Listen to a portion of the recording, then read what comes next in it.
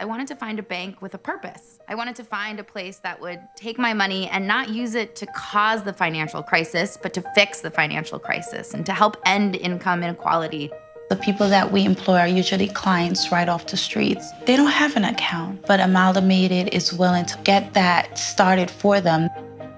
Their reputation supporting the working man, I think, speaks for itself. This is a bank that cares for their customers, and I appreciate that. We were able to access a construction loan through the bank's programs, and that loan has helped us house 28 families in the community. Amalgamated is a bank that was started for and about working people. Many of our customers have a deep commitment to advocating for social and economic justice. We share that commitment, and we're not afraid to stand up and say that we need to change some of the way that the country does business.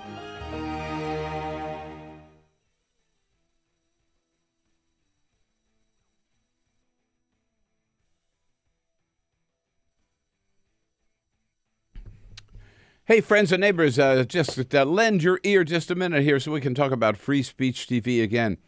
Warming up for our pledge drive here this December, end of the year, and, you know, this one is more important than ever. Let's face it, we're all in a funk after November 8. I mean, people are in a funk. People are monumentally depressed all over the country, and everybody I talk to is asking, what can we do? What can we do? We got to do something. We just want to, you know, we got to bounce back somehow. Tell us something specific, something real we can do. I got the answer for you. I got two things you can do.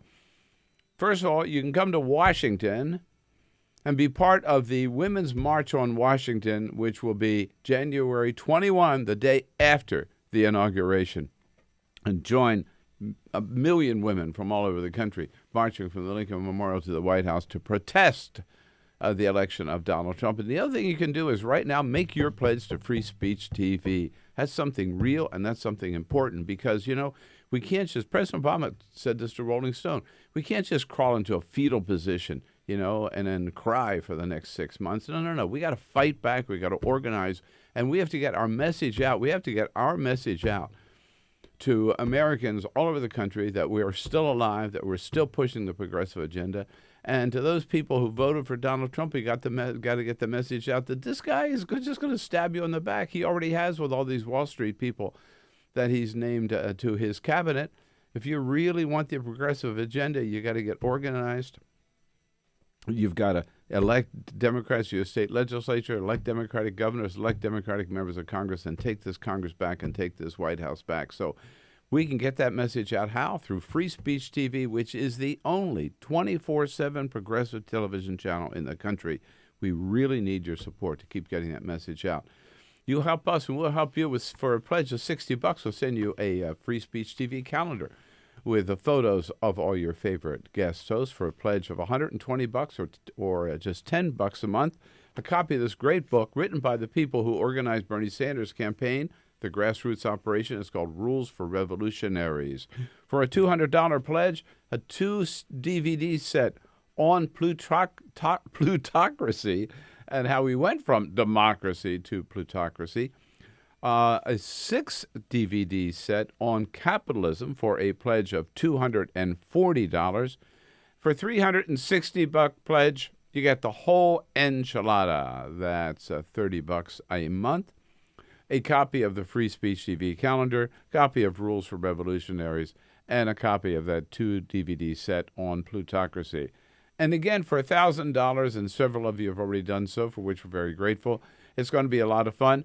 You get yourself and a guest to Washington. Carol and I will meet you. We'll go out to dinner at one of our favorite spots on the Hill, and there are great restaurants on Capitol Hill. And then you come in the next morning, meet the team. We'll get some bagels in, and we'll do a show together.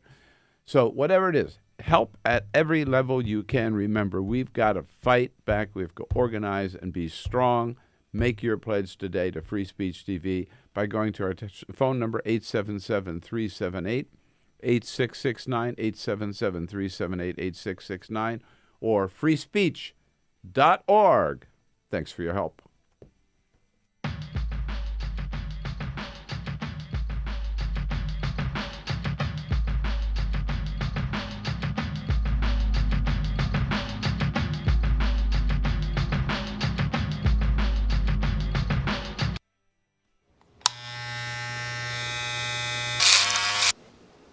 You've messed up your son's haircut. Mom? Do you A, try to fix it? Like it never happened. B, work with what you got? Or C, show solidarity? Thank you, baby. As a parent, there are no perfect answers. But you don't have to be perfect to be a perfect parent. Thousands of teens in foster care will love you just the same. Fancy pants peanut butter? A big screen television? You haven't even bought a sofa yet. A motorcycle? When your father finds out, he's gonna flip his shoes with 2 buckles? What do you even need 2 buckles for? Mr. Big Shot, buying whiskey shots for everybody in the bar. From the looks of it, I'd say nobody even remembers. Feed the pig. Your daughter just had her first breakup. Do you A, put yourself in her shoes? B, console her? Don't worry, sweetie. This is gonna happen a lot. Or C, find her a new boyfriend? Nice, single boys. That was weird. As a parent, there are no perfect answers. But you don't have to be perfect to be a perfect parent. Thousands of teens in foster care will love you just the same. Hey, Hard, what's this? That's my resignation letter. You're resigning. Why? Because you're constantly ignoring me. You're half as active as you used to be, and you get stuff like this. You've been putting me under a lot of pressure lately. That's why I'm ready to quit. I forgot. I'll do better. Please, don't quit on me. Okay, but remember, it's not what you say, it's what you do. Listen to your heart. Don't let it quit on you. Let's go for a walk. Uncontrolled high blood pressure could lead to a stroke, heart attack, or death. Get yours to a healthy range before it's too late. Radio, on your TV, and online. This is The Bill Press Show. Can you believe it? They may bring back Sarah Palin as Secretary of Veterans Affairs? What? Not only should she not be back, that's the least thing she's qualified for. Didn't they talk to John McCain about anything? What do you say? Hello, everybody. Welcome to the Bill Press Show, and welcome to the month of December. Here we are, Thursday, December 1. How about it? And off we go for a really exciting 3 hours to take a look at all the news of the day on the political front and beyond, with all of our guests here and with all of you on the Bill Press Show, on your local radio station, your local progressive talk radio station, and of course on those 2 great radio apps to serve all of you who don't have a progressive radio station in your community, which happens to be most of America, unfortunately. But everywhere in the country on the radio, you can hear us on TuneIn, the TuneIn app, or iHeartRadio. Both of them are free. You can download them and do so. Follow us on the radio wherever you go. And coast to coast also in every little town and hamlet and big city of America. We're there with you on Free Speech TV. Looking at you on Free Speech TV and, of course, on our video stream. Our exclusive Bill Press Show channel on YouTube, youtube.com/The Bill Press Show.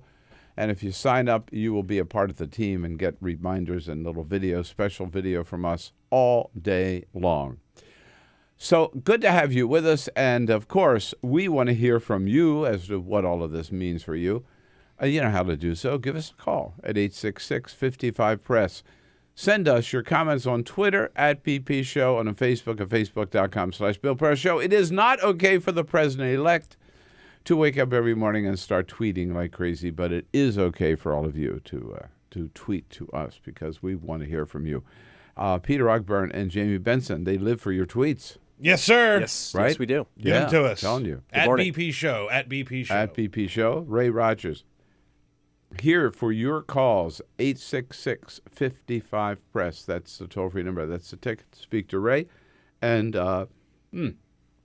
if you're looking at us this morning on Free Speech or on our video stream, say a big thank you with all of us to Cyprian Balding, our videographer. And we have a new, we have a Treasury Secretary-elect. Mm-hmm.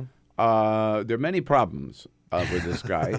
One problem is he's Wall Street. He is big time Wall Street. We'll get into that in just a minute. Another problem, of course, as a Wall Street executive, his agenda ain't going to be what's good for you and me. It's going to be what's good for him and his fellow billionaires on Wall Street. And the third thing is, and maybe we start here, nobody knows how to pronounce his damn name. Okay. First of all, I think what happened is his parents were drunk when he was born, and they didn't know how to spell. They misspelled their last name. Yeah. On the birth certificate. It looks like someone was typing and accidentally hit a few too many letters. Yeah. And then he got stuck with the name. So they made a mistake, and he got stuck with it. He's been stuck with it all his life. It's MNUNCHIN.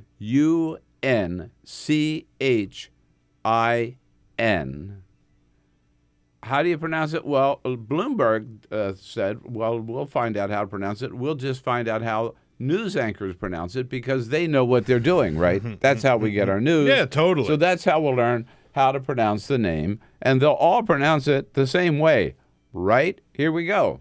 Today, Trump is expected to pick Stephen Mnuchin. Stephen Mnuchin. Former Goldman Sachs executive Steve Mnuchin. Former Goldman Sachs executive Steve Mnuchin. Stephen Mnuchin. Former Goldman Sachs executive Stephen Mnuchin. Mnuchin led Trump's finance operations during the presidential campaign. Among them, Stephen Mnuchin as Treasury Secretary. Stephen Munchkin. I love the Munchkin, right? Oh, boy. Bill, I hate to do this, but I left one out. Billionaire Steve Mnuchin Oh, no. He got you too? I'm sorry. I think it is Munchin. I don't know how you say it. I thought it was Mnuchin. I think it's Mnuchin or Mnuchin. I'll tell you. You could think. I think Reince Priebus knows how to pronounce his name. I'm going to go by Reince Priebus. What Reince says. After all, he's the chief of staff. Yeah, that's true. So here's Reince Priebus yesterday. Well, Steve is going to be lockstep with the vision of Donald Trump and Mike Pence. I mean, there's just no question about it. They wouldn't be offered a position if they didn't follow suit with the exact things that President Trump wanted. In fact, Steve Mnuchin. There it is. Mnuchin. I think that's right. Mnuchin, okay. Because the N, it's the... Mnuchin. And we get to keep the chin. It's like, Mnuchin. Mnuchin. Well, Donald Trump, of course. As many chins as he can have around. Mnuchin. Okay. All right, we're all settled on that? That's what we're going to go with. Mnuchin. We're going to go with Mnuchin. I do kind of like Stephen Munchkin. That was pretty good. That was my favorite one. Among them, Stephen Mnuchin. Doesn't he remind you of a little troll? Yeah, right? Yeah, right. Oh, that's Stephen Munchkin. Oh, he's our Munchkin. Among them, Stephen Mnuchin. Now stop it because we'll never get it straight again. Mnuchin. Mnuchin. All right, yeah. Mnuchin. Billionaire Steve Mnuchin. Shut up. That was yesterday. It's a new day. It was yesterday. It's your Friday. This is a new Figured day. I'd get away with it. All right, so it's not. It's Thursday, December 1. Don't confuse me. We have Susan Page, USA Today, coming up a little bit later, plus Congressman John Yarmuth from Kentucky, our good friend who is now the ranking Democrat on the House Budget Committee. So we expect some goodies from John Yarmuth here to all of his friends at the Bill Press Show. From now on, Debbie Hines, our legal analyst, will be along as well to take a look at the decision yesterday in Charlotte not to charge that police officer with murder, the police officer who shot Keith Lamont Scott. But let's go back to the Munchkin. Yes, indeed. We start there with what we're seeing out of the Trump cabinet or inside the Trump cabinet, which is really kind of troubling and I would say already a classic betrayal of Donald Trump for those people who voted for him. Not for those of us who knew he was a phony, but for those 62 million people who believed in him. Donald Trump is just proving to be exact opposite of what he pretended. Because remember, he pretended for like 15 months or so, right, to be the friend of every man, the friend of the little guy, the friend of the working class, an economic populist. I mean, you would have thought sometimes listening to Donald Trump, you were listening to Bernie Sanders. I'm going to fight for the little guy. I'm going to take on Wall Street. I'm going to raise taxes on the rich. They may not like it, my friends, but I'm going to raise taxes on the rich. I'm going to drain the swamp of the corporate elite who are running this country and put people who are connected with real Americans in charge. We're going to turn things upside down. That was Donald Trump's promise. You heard it. I heard it. Unfortunately, 62 million people heard it and believed it, because now we know, and by the way, a lot of people, including me, told you so during the campaign. It was totally phony. I mean, seriously, how could you trust a guy who lives in this incredible palace on top of Trump Tower in New York? I mean, you've seen the pictures of his presidential suite up there. It's not the president, but his penthouse up there. Now it's going to be the presidential suite. The guy who flies his own 757 with his name all over it up to a campaign event and then stands in front of his plane. Man of the people. Man of the people. Man of the people. The guy who says he's worth $10 billion. You really, really think that he cares a damn about average Americans or has any idea what their situation is like, what their life is like, how difficult it is at the end of the month? They've got to pay the bills and still put food on the table and buy their kids clothes and try to get their kids into college. He has no idea. But we told you that all along. But at any rate, we know the whole thing now was phony because he's elected. And what does he do? He turns around. Who does he choose around him in his cabinet? Fellow billionaires. Started off with Betsy DeVos as education secretary, by the way, who's totally against public schools. She's the enemy of public schools. We've got to get Randy Weingarten in from AFT soon to talk about that. At any rate, she's worth, according to Forbes, $5.4 billion. And now for Treasury Secretary, yes, Steve Mnuchin. Where's he come from? Wall Street. Who's he going to be in charge of? Wall Street. Who is he going to favor? Wall Street. Not Main Street, Wall Street. And he's already said it. This is a guy, he was 17 years executive of Goldman Sachs. Goldman Sachs, right? One of the biggest banks, one of the biggest collections of people who took advantage of who got us into the crash of 2008 and then took advantage of it to take all that government money. Goldman Sachs rules yet again. And all this time, and what's his agenda? His agenda, like Donald Trump's taxes. And by the way, he's joined by another billionaire, the new Commerce Secretary to be, Wilbur Ross Jr., who says that he thinks the 1% have been picked on for political purposes.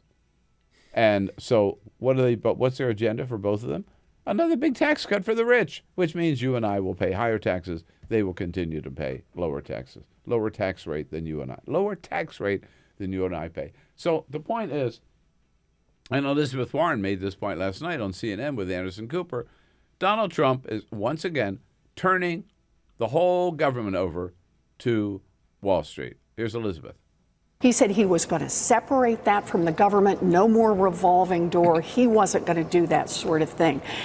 And then what does he do? He turns around and picks a guy who had actually been one of the people who helped do all of those lousy mortgages that not only broke the economy, but broke millions of families.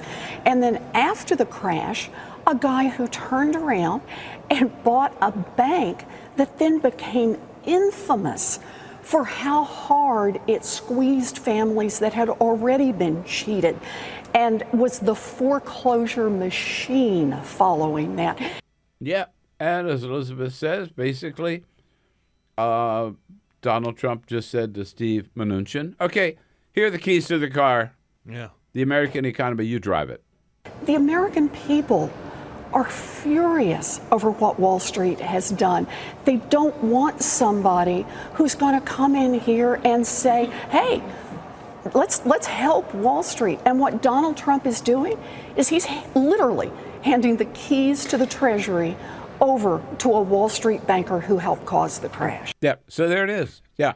That's a really valuable point that she makes, because when you look at how Donald Trump is going to govern and how he's sort of shown that he's going to govern, these cabinet picks are extremely important.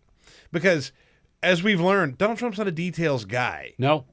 He's a salesman. I mean, he admits that. And his job is to go out and try and sell these ideas. But he's just going to let his cabinet members do whatever they want. He's not going to get involved in the details. So what you see at the top of these different departments, they're gonna run it however they want to. They're gonna follow directions from their president. And here's the other thing is that really makes this more offensive than ever, which is, of course, the whole theme of Trump's campaign, right? You can't trust Hillary Clinton because she's the senator from Wall Street. She was the senator from New York. She raised all this money from Wall Street. She gave all these speeches to Goldman Sachs and got $250,000 or more for all these speeches. So she's in the pocket of Wall Street, and she will turn the economy and the government over to Wall Street, right? Well, I'm not defending Hillary's speeches. You know that. And it is true that Hillary's got too many buddies on Wall Street, but I got to tell you something else. Hillary would not have appointed a Wall Street executive as a Treasury Secretary. She's smarter than that, and her values are better than that, and her progressive agenda is better than that. She's for real. Donald Trump is not, and he's proving it. Hillary would not have turned the Commerce Department over to Wall Street as well. Yeah, she had a lot of friends there, but it turns out the one who is really Mr. Wall Street, the one who is really anti-working class Americans, and he proves it by these two picks, of course, is Donald Trump. But what do you want? Look at country clubs. Look at Mar-a-Lago. Do you think any people on the minimum wage, do you think any middle-class Americans making 40 or 50 grand spend a vacation at Mar-a-Lago? No. It's a little club for billionaires. Right? Yeah. Just like Trump Tower or the Jean-Georges restaurant is a club for billionaires, and now the Donald Trump cabinet is a club for billionaires. A billionaire surrounding himself with other billionaires who don't care about the American people. That's what we got. How do you like that economic populism, the 62 million of you who voted for Donald Trump? Let's talk about it. 866-55-PRESS here on The Bill Press Show. Connect with The Bill Press Show on Twitter. Follow us at BP Show and tweet using the hashtag WatchingBP. This is The Bill Press Show.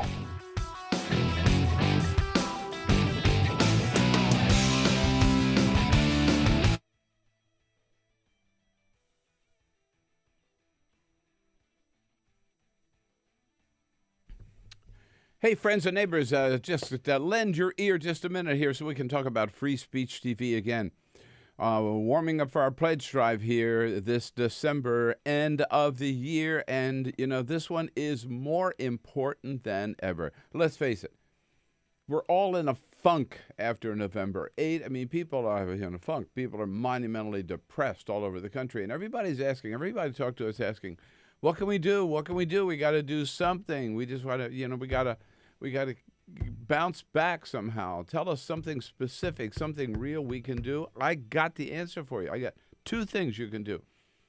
First of all, you can come to Washington and be part of the Women's March on Washington, which will be January 21, the day after the inauguration, and join a million women from all over the country marching from the Lincoln Memorial to the White House to protest the election of Donald Trump. And the other thing you can do is right now make your pledge to Free Speech TV. That's something real, and that's something important because, you know, we can't just, President Obama said this to Rolling Stone, we can't just crawl into a fetal position, you know, and then cry for the next 6 months. No. We got to fight back. We got to organize, and we have to get our message out. We have to get our message out to Americans all over the country that we are still alive, that we're still pushing the progressive agenda. And to those people who voted for Donald Trump, we got to get the message out that this guy is just going to stab you in the back. He already has with all these Wall Street people that he's named to his cabinet. If you really want the progressive agenda, you got to get organized.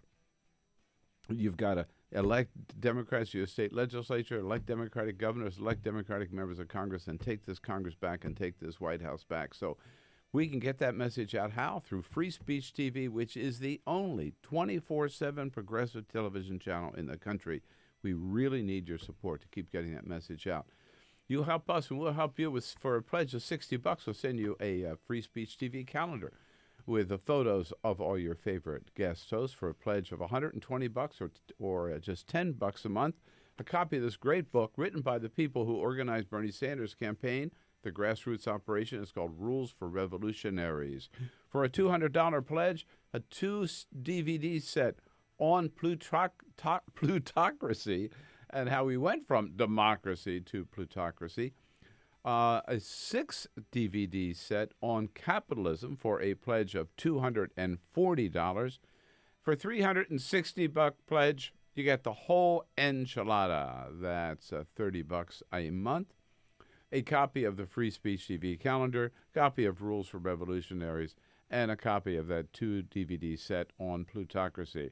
And again, for $1,000, and several of you have already done so, for which we're very grateful, it's going to be a lot of fun. You get yourself and a guest to Washington. Carol and I will meet you. We'll go out to dinner at one of our favorite spots on the Hill, and there are great restaurants on Capitol Hill.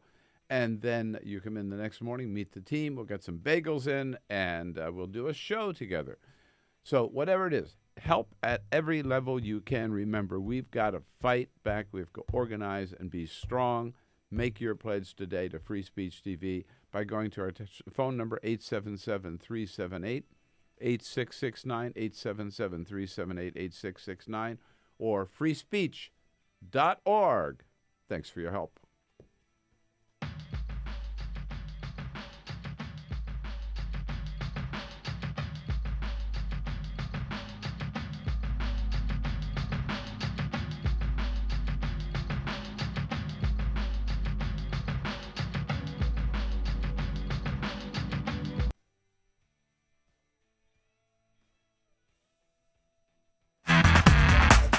This is the Bill Press Show. 26 minutes after the hour, Trump cabinet shaping up, and it's shaping up to be an exclusive club, a very exclusive club. You know, a lot of country clubs may cost you $100,000, maybe $150,000, $200,000 to join, right? And then you have to pay your monthly dues, or there's so much a month you have to spend in the I'm told. I've never belonged to a country club. I want you to know I would never join a country club. But then there's so much you have to spend in the restaurant, each month, or else they just take your money anyhow, right? Right. Well, the country club, that's small potatoes compared to the Trump cabinet. The Trump cabinet, the entry level is at least $1 billion for most, not all the members yet. And but take a look again. Betsy DeVos, 5.4. Wilbur, this is all according to Forbes. Wilbur Ross is like 2.9 billion. Steve Mnuchin, 5 billion. Donald Trump, of course, says he's worth 10 billion.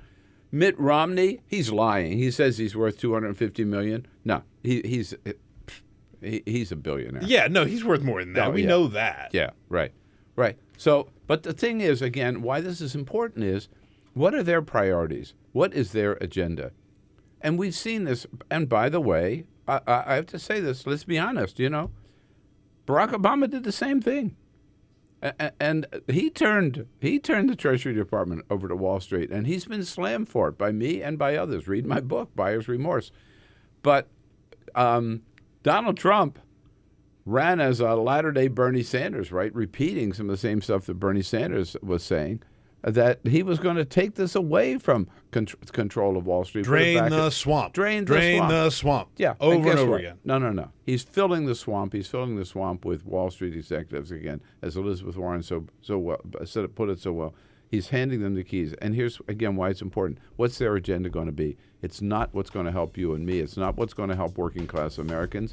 It's going to be, again, more tax cuts for the rich and something else, particularly for the Treasury Department, is troubling. It's Steve Mnuchin, who is right in lockstep with Donald Trump in scuttling the Iran nuclear deal and reversing all new openings to Cuba. And the Treasury Department controls both of those. Bad news, Steve Mnuchin, or Munchkin, This whatever the hell is call the Bill Press Show.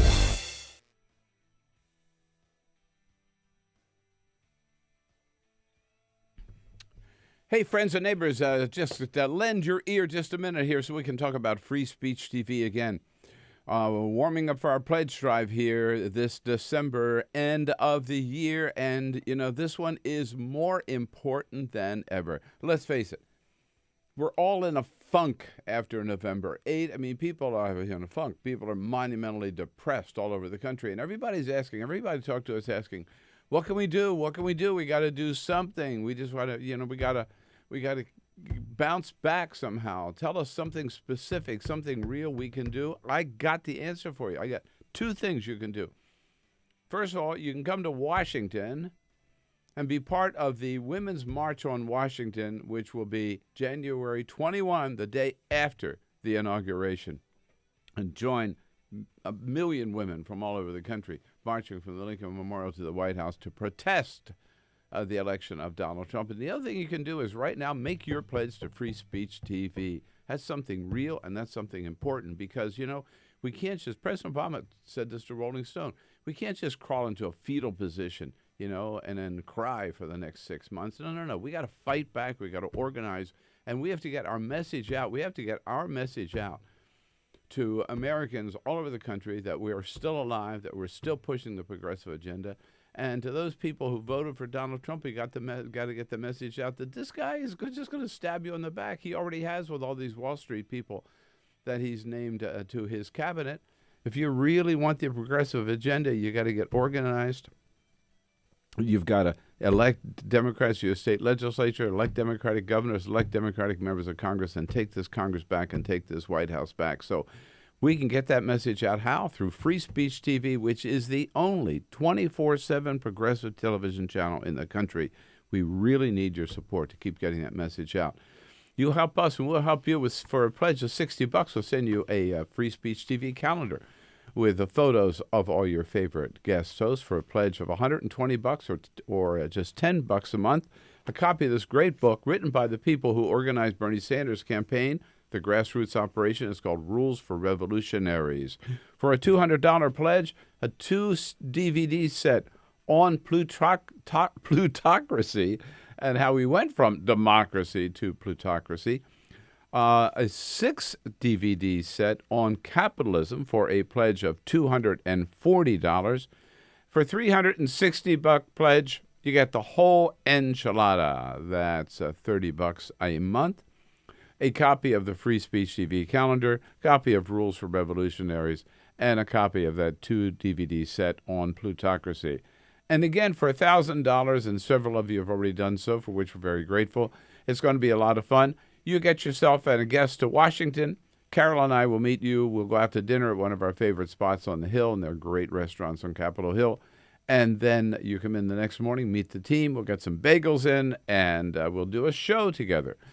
So whatever it is, help at every level you can. Remember, we've got to fight back. We have to organize and be strong. Make your pledge today to Free Speech TV by going to our phone number, 877-378-8669, 877-378-8669, or freespeech.org. Thanks for your help.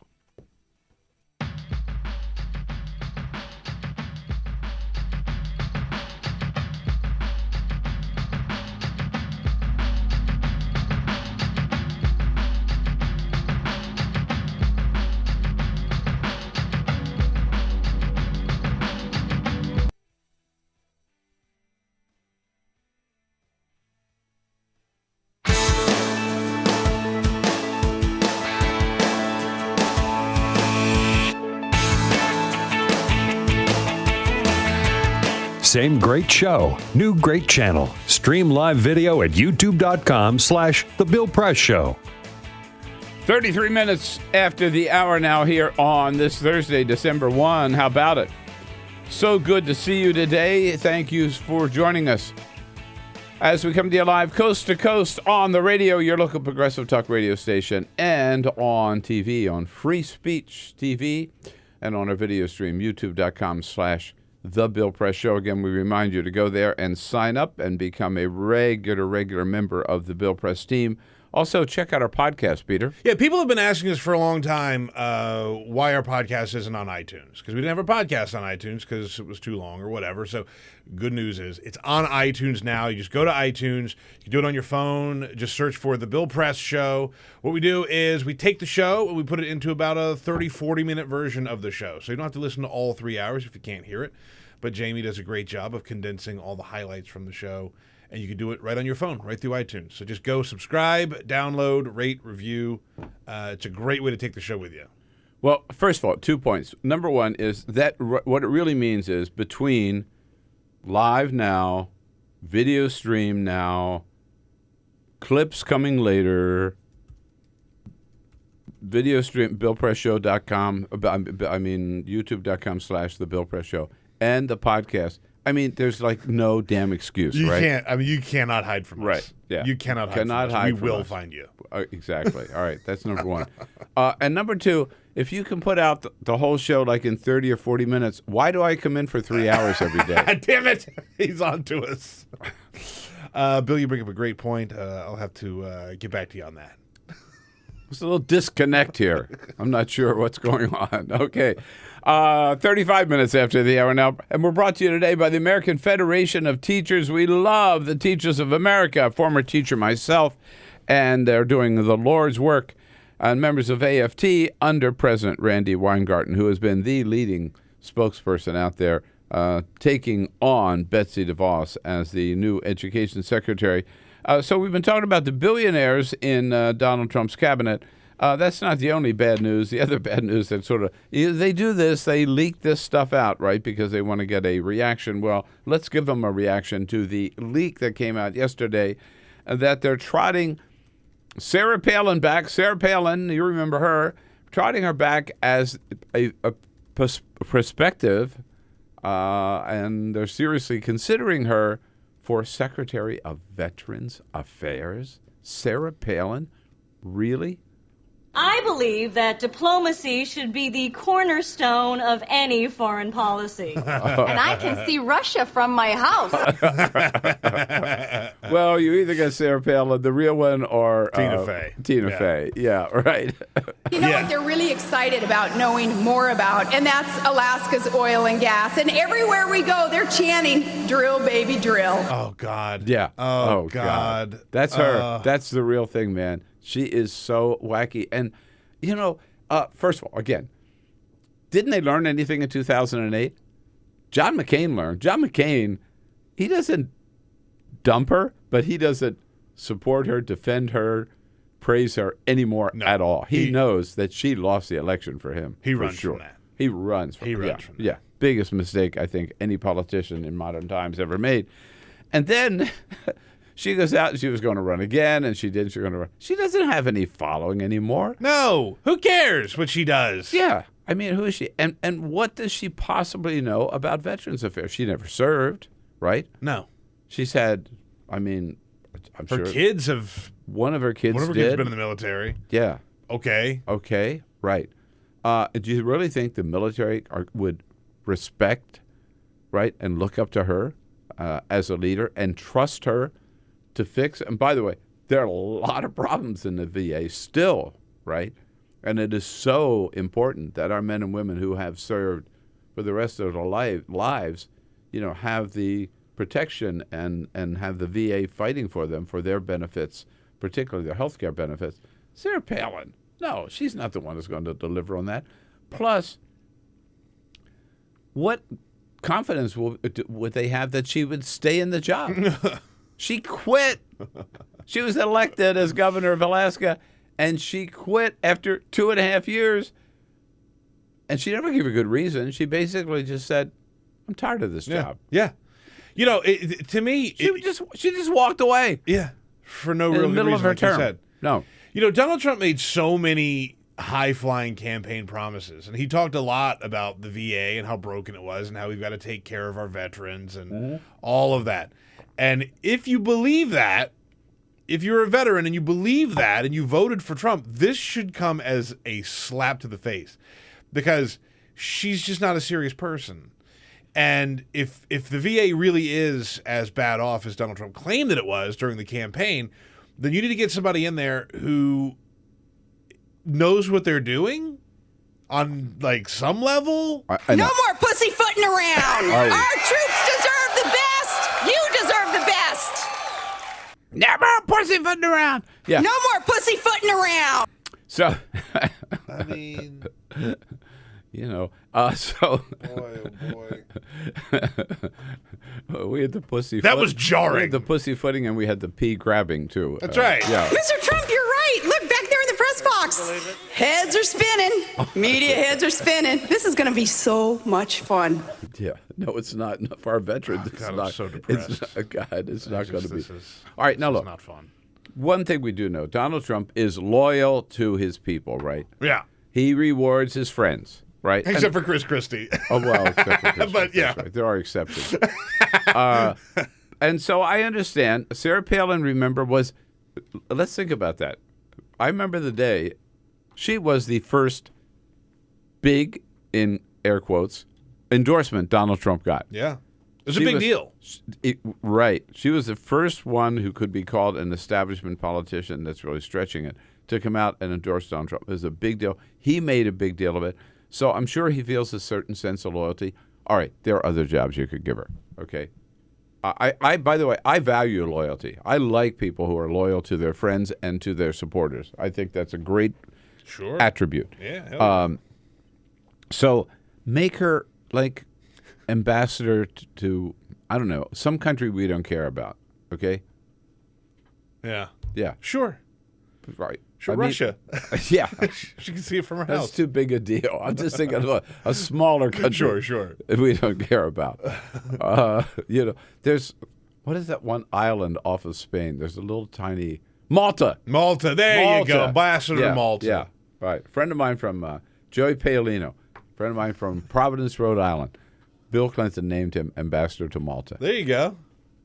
You're ambassador to something. You're ambassador, and you have the title ambassador for the rest of your lives, right? So He is from the private sector, not a politician. Can I get a hallelujah?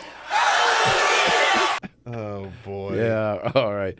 Let's just hope that turns out to be a trial balloon that pops in the air and doesn't sail away and become a reality. Hey, we got to mention this before we move on too. Big vote yesterday in the House of Representatives in the Democratic leadership. Congressman Tim Ryan, our good friend, challenging leader Nancy Pelosi, another good friend, longtime good friend from San Francisco. And it turned out, as Nancy Pelosi said, I think I'm going to have 2/3 of the votes. She got him. She's a vote counter, man. She's been around. She's had that post for 18 years. And she got 2/3 of the vote, but Tim Ryan got 63 votes, which was a very respectable showing, more than anybody else who's ever challenged Nancy for the leadership has received, which shows that a lot of the young Democrats are saying, "Hey, come on, it's our turn. Yeah. It's our turn. Let's have some people a chance for people to move up."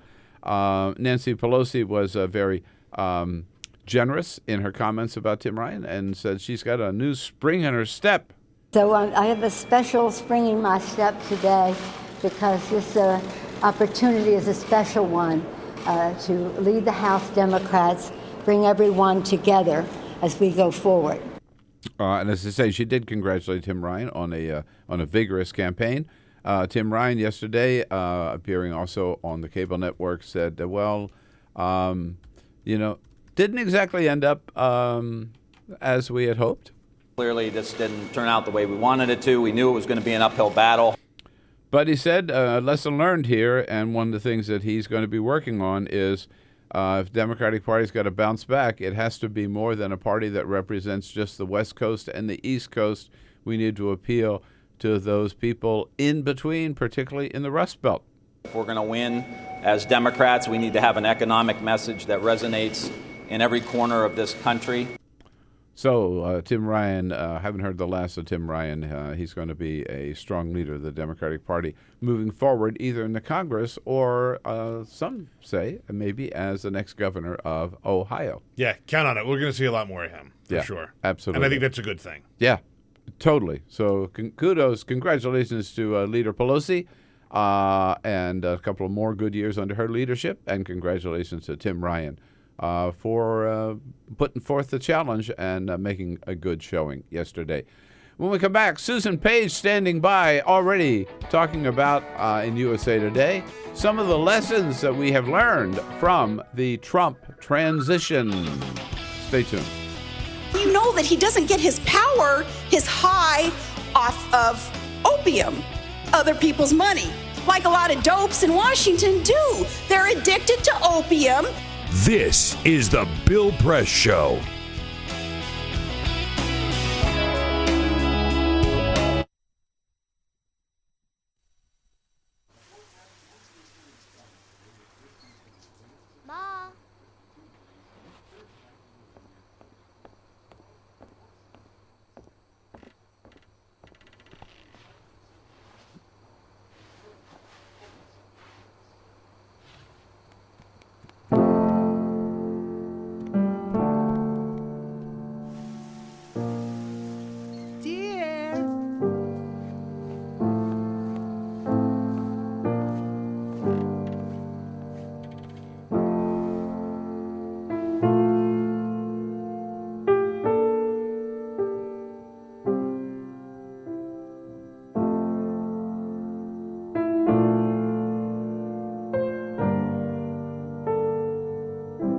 In your new role, we help you help. Visit aarp.org/caregiving for information on how to provide even better care for the person who once took care of you.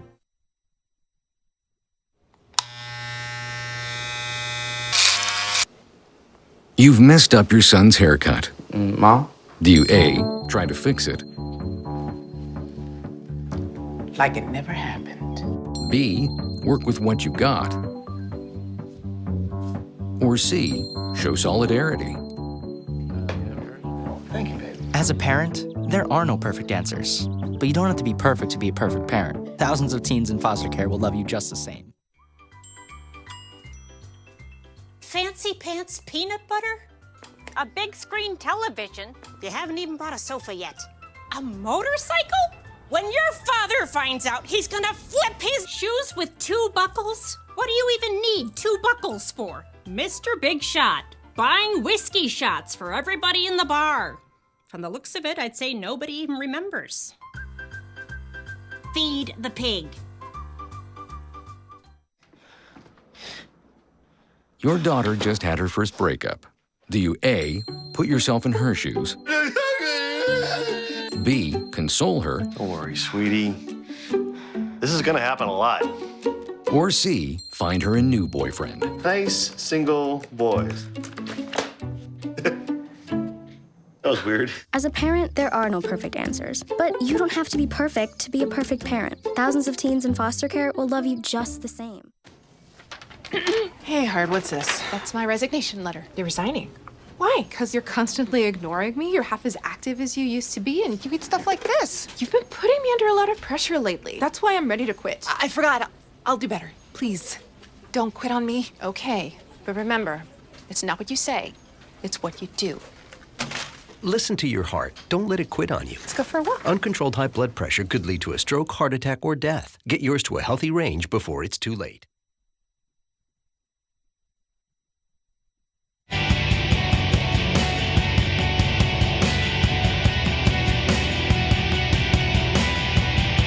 On your radio, on TV, and online. This is the Bill Press Show. 13 minutes before the top of the hour on a Thursday, first day of December. How about it? On the Bill Press Show, still a lot of speculation about whether or not it seems to boil down to Rudy Giuliani or Mitt Romney as Secretary of State. And we've seen many shots of that photograph of Donald Trump and Reince Priebus and Mitt Romney sitting at the table at the very swanky Jean-Georges restaurant in Trump International Tower. The wider shot that most people haven't seen is at the very next table with Susan Page and her husband Carl Lubsdorff. No kidding. Who knew? Yeah, they have a regular table there, I'm told. Hi, Jean-Georges. Oh, Yeah. very nice. Hey, Susan, you live in style. How are you? Good morning. I cannot possibly afford that restaurant, nor do I like, what was it they had, frog legs? Frog legs, I know. You know, I'm from Kansas. We don't really eat frog. Hey, Susan, the last time we had dinner together, we had a better dinner at a better restaurant, I think. Very true. Yeah, exactly. So what do you think? Is it going to be Mitt Romney, or is this all just fake? Well, I guess I don't think it's all just fake. You know, there is this conspiracy theory. This is just a way for Donald Trump to humiliate Mitt Romney in public. I think that's gone on now for a little while, and he makes it seem like that's likely. So I think he's seriously considering him for sure. And one thing, we talked at the beginning 3 weeks ago about kind of the bumpy start of the transition. Yeah, he's actually been moving at a pretty good clip here. He's ahead of previous presidents-elect in terms of naming his cabinet. So I guess I think it's not surprising that maybe he takes just a little bit more time with this very, very important appointment. Right. Now, I was intrigued by your story just a day ago about already there are 3 big lessons we've learned from the Trump transition, I guess. We can't say presidency yet. Help us out. What are they? Well, I'll tell you, one of them is very relevant to some of these announcements from yesterday, and that is the Brotherhood of Billionaires. Yes. Because we have never had a cabinet with the amount of wealth that this cabinet is going to have, multiple billionaires. And one reason that's interesting is because this was a guy with a populist message that appealed to a lot of working class white voters who may have been surprised that Wilbur Ross and Elizabeth DeVos and Steve Mnuchin were going to be, to the degree everybody knows these maybe they're not such household names until now, we're going to have key positions in this administration. Yeah, I mean, it's almost the club of billionaires, right? And, yeah. And it does defy, or maybe certainly undermine, the populist message that he ran on. Yeah, that we're going to take control away from Wall Street rather than hand the keys, as Elizabeth Warren said last night, to Wall Street. Although, of course, the president's in charge. Another lesson. Well, another billionaire. Another billionaire, yeah. But a blue-collar billionaire, as he likes to put it. Another lesson that struck me was that this is a Twitter president, and that since, not just during the campaign, but since he became president-elect, this is the primary means with which he communicates with Americans and with the news media. Totally, yeah. Did you read have a chance to read the Rolling Stone interview, Jan Wenner, yesterday? I have not. Well, I would just say, take a look at it. It's really a good interview, I think. And it's the morning after, as we know. The morning after, well, it was supposed to be the exit interview where he was going to talk about Hillary's victory and how she was going to carry out his agenda. And he went forward with the interview. But my point is, if you read that interview, it's Barack Obama sitting down, very thoughtful, very measured, thinking through everything he said, very calm, very cool, very collected, right? What a contrast, as you point out, to what Donald Trump's style is, as we know it already. One of the interesting things, I think, is Barack Obama's strategy now that his whole world had changed 3 weeks ago, because he had an approach that he thought would solidify his legacy, and now he faces a completely different set of political challenges.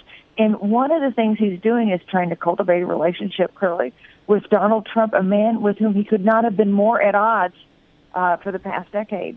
A man who questioned his legitimacy to serve as president. But we know now that they are talking regularly, that I think Barack Obama is trying to make the case to his successor about preserving some of the things that he's proudest of in his presidency. Yeah, I think he sees that as a last gasp almost, right? Or his last chance, right, to preserve anything at all by convincing Donald Trump. There are really some good things about the new openings to Cuba. There are really some good things about Obamacare. There are really some good things about the Iran nuclear deal.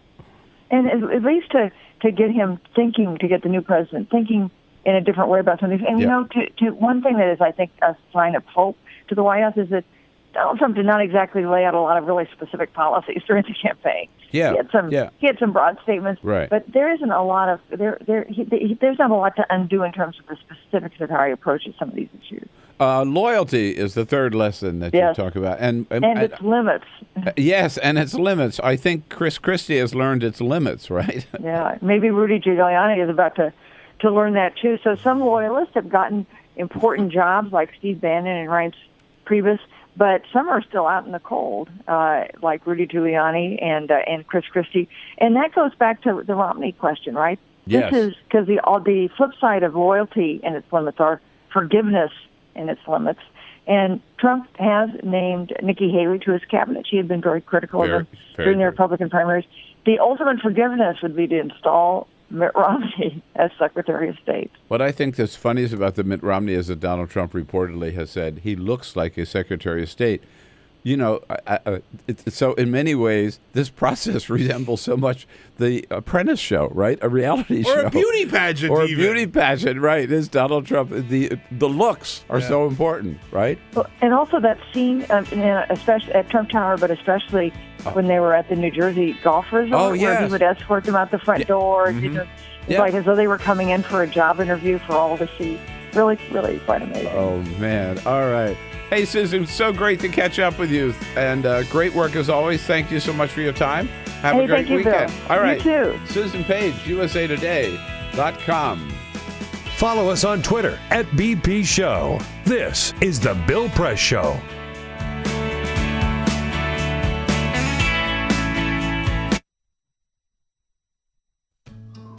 You wouldn't let money just blow out of your house.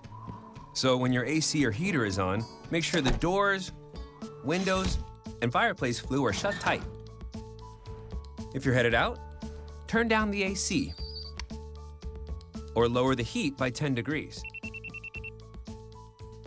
And always keep your water heater set at 120. A little bit of common sense goes a long way. Get more great tips at energysaver.gov.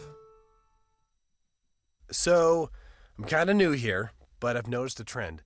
My human does this funny thing where she goes around and gets all my toys, and then she hides them in that basket by the door. You know, but it's always the same basket, and it's always in the same place. And then she acts so surprised when I find them, but, you know, she's putting them in the same basket. Again. It's like, hello, that's where you put it last time. You were the worst at hide and go seek.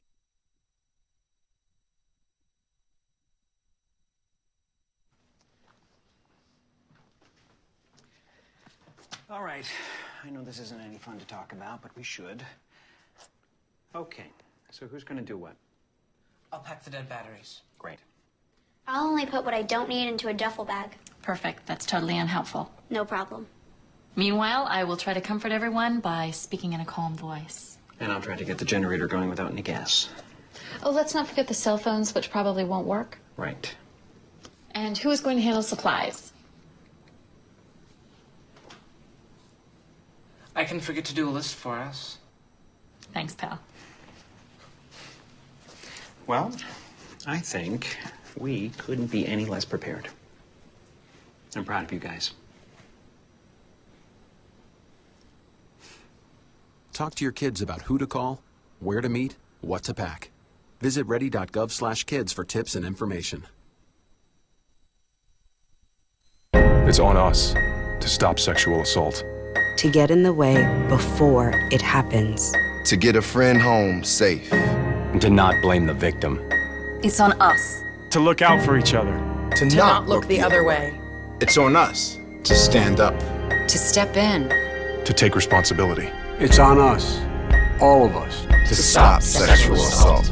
Learn how and take the pledge at itsonus.org.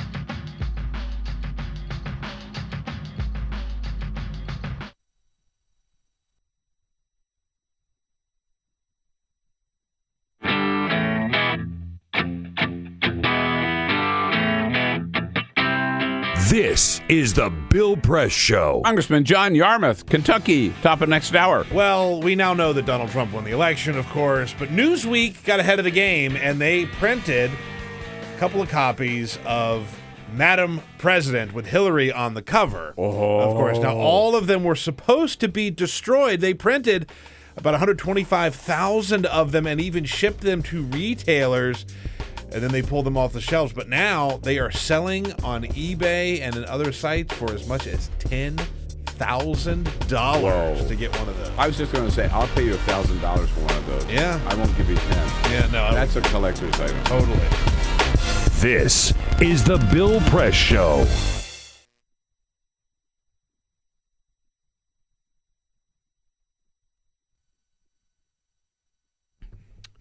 Hey, friends and neighbors, just lend your ear just a minute here so we can talk about Free Speech TV again.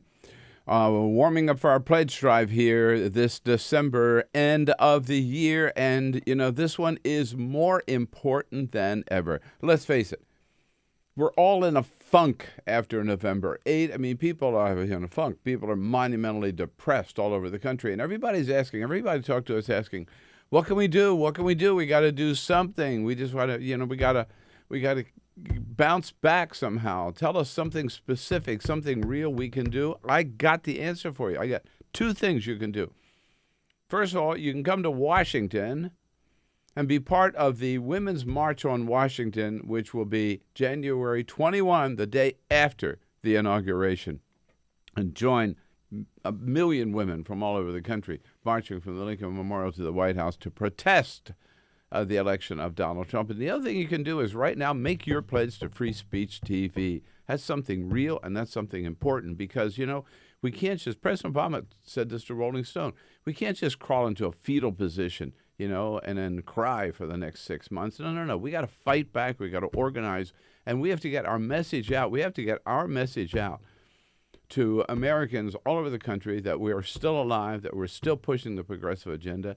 And to those people who voted for Donald Trump, we got to get the message out that this guy is just going to stab you in the back. He already has with all these Wall Street people that he's named to his cabinet. If you really want the progressive agenda, you got to get organized. You've got to elect Democrats to your state legislature, elect Democratic governors, elect Democratic members of Congress, and take this Congress back and take this White House back. So we can get that message out. How? Through Free Speech TV, which is the only 24/7 progressive television channel in the country. We really need your support to keep getting that message out. You'll help us, and we'll help you for a pledge of $60. We'll send you a Free Speech TV calendar with the photos of all your favorite guest hosts for a pledge of $120 or just $10 a month. A copy of this great book written by the people who organized Bernie Sanders' campaign. The grassroots operation is called Rules for Revolutionaries. For a $200 pledge, a 2-DVD set on plutocracy and how we went from democracy to plutocracy. A 6-DVD set on capitalism for a pledge of $240. For $360 pledge, you get the whole enchilada. That's $30 a month. A copy of the Free Speech TV calendar, copy of Rules for Revolutionaries, and a copy of that 2-DVD set on plutocracy. And again, for $1,000, and several of you have already done so, for which we're very grateful, it's going to be a lot of fun. You get yourself and a guest to Washington. Carol and I will meet you. We'll go out to dinner at one of our favorite spots on the Hill, and there are great restaurants on Capitol Hill. And then you come in the next morning, meet the team. We'll get some bagels in, and we'll do a show together. So whatever it is, help at every level you can. Remember, we've got to fight back. We have to organize and be strong. Make your pledge today to Free Speech TV by going to our phone number, 877-378-8669, 877-378-8669, or freespeech.org. Thanks for your help.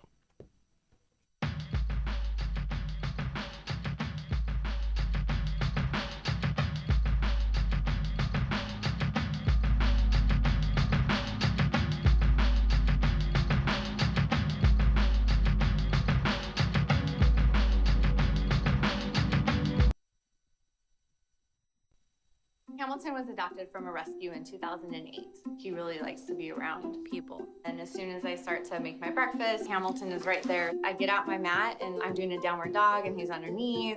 He's quite the pug about town. He gets invited to a lot of parties. He knows he's a pretty big deal. I mean, look at this little face. How could you not love him?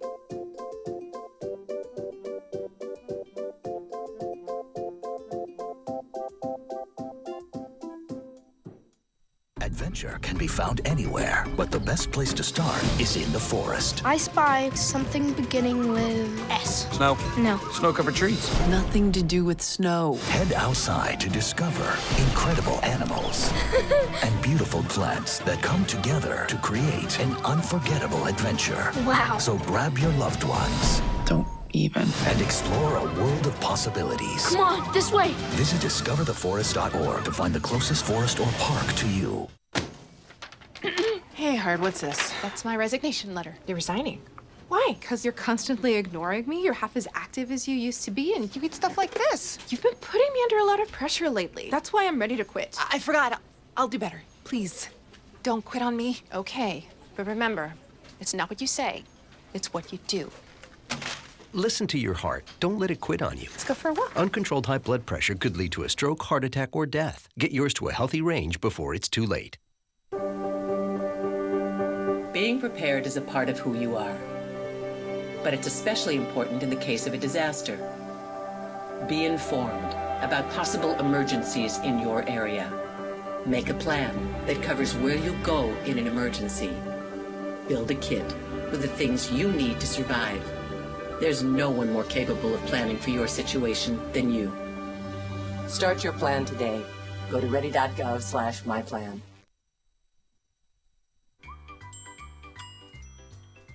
Fancy pants peanut butter? A big screen television? You haven't even bought a sofa yet. A motorcycle?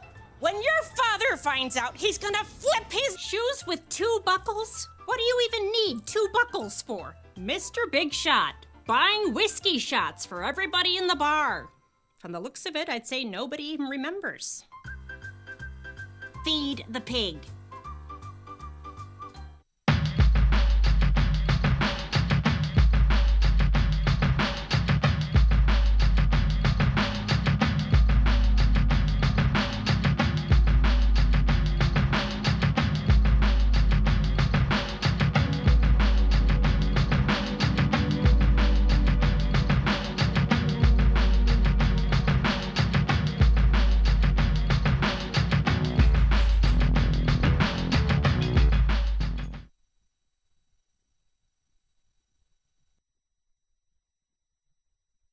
Around the nation, on your radio, on your TV, and online.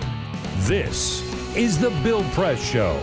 Say it ain't so. Sarah Palin for Veterans Affairs. Not even Donald Trump, right? Is that careless or cares that little about veterans? What do you know? Hello, everybody. We'll keep on top of that for you. Thursday, December 1, it is the Bill Press Show, and it's good to have you part of it. We're coming to you live from Washington, D.C., our nation's capital, our studio on Capitol Hill, reaching out to you coast to coast on the radio and on television, on the radio, on your local progressive talk radio station, and on TV, on Free Speech TV, plus our video stream, youtube.com/The Bill Press Show. Follow us on the radio, follow us on television, and most importantly, join the fun, join the conversation. Send us your comments on Twitter at BP Show as we cover the news of the day. Send us your comments on Facebook at facebook.com/Bill Press. The Bill. Peter, help me out. Facebook.com/ The Bill Press Show. Or Bill Press Show. Bill Press Show. That's Bill Press Show. You got the YouTube and got a lot of things going on, man. A lot of things going on here, right? And maybe the quickest way is just pick up the phone, give us a call at 866-55-PRESS. Indeed. Well, we've got the team assembled here: Peter Ogburn and Jamie Benson. Here we go. Good morning. Ready to go. On top of it already, Ray Rogers is here to take your calls at 866-55-PRESS, that number I mentioned, and Cyprian Bolding here as our videographer as well. That's why we're looking so good on Free Speech TV and our video stream. You know, Mitt Romney, of course, met with Donald Trump, and then he came back and had dinner with Donald Trump again, and there is somebody who's very, very jealous about this, and he let the world know yesterday. Poor Nudie, you know, he, like Chris Christie, seems to be out in the cold right now. He's not being considered. He says he doesn't want a job. Yeah, BS. I think they just realized he wouldn't do them any good. So they've shoved Nudie aside. So now he was out yesterday on Laura Ingram's radio show poking fun at Mitt Romney for sucking up to Donald Trump. There's a scene in Pretty Women where Richard Gere goes up to the salesman on Rodeo Drive and says, "We need a little sucking up here." Okay? You have never, ever in your career seen a serious adult who's wealthy, independent, has been a presidential nominee, suck up at the rate that Mitt Romney is sucking up. God. I'll tell you one thing. I haven't seen anybody suck up to Donald Trump that badly since Newt Gingrich sucked up to Donald Trump during the primary and would not leave his side. Yeah. Remember? And out there defending him every single step of the way, including, I believe, I'll go back and double check, the access bus comments. Newt Gingrich. Suck up. Yeah. Newt Gingrich, Rudy Giuliani, and now you can put Mitt Romney in that, all in that category. Yeah. So, Newt's not wrong, but he certainly knows from experience. He's the last one to make that charge. Indeed. Yes. Well, now the scene will soon change to a new administration and a new Republican-controlled Congress. But Donald Trump is not going to get everything he wants, certainly, out of that Congress because the Democrats are going to hold the line wherever they can. And we're so happy that one of them, in leading the charge against a Trump agenda, unless it turns out to be good for the American people, which is unlikely, is our good friend who is now the ranking Democrat on the House Budget Committee, Congressman John Yarmuth from Kentucky, Kentucky's 3rd District, who joins us on our news line this morning. Congressman, congratulations. Good to have you back. Thank you, Bill. It's good to be with you. It's quite an honor, and I've had the privilege of serving for the last few years with Chris Van Hollen, who's moved on to the Senate. Chris has been a great ranking member, so I learned a lot sitting next to him, and look forward to this next session because unlike the last few years when what we were doing was kind of moot because whatever the Republican budget came out of the House, if in fact it did, then it wasn't going anywhere because of President Obama in the White House.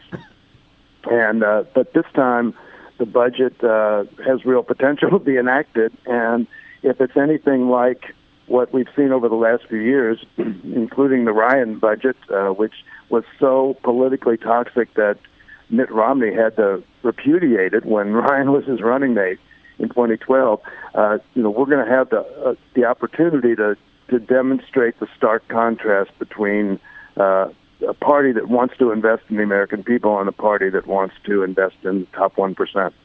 Boy, absolutely. I'm glad you mentioned Chris Van Hollen. You got big shoes to fill there, Congressman, for sure. Absolutely. Yeah, as you know, but you're quite capable of doing so. But certainly one of the things first out of the box, and Paul Ryan himself said this yesterday, is going to be Obamacare, particularly now that your colleague, Tom Price, will be the new HHS secretary.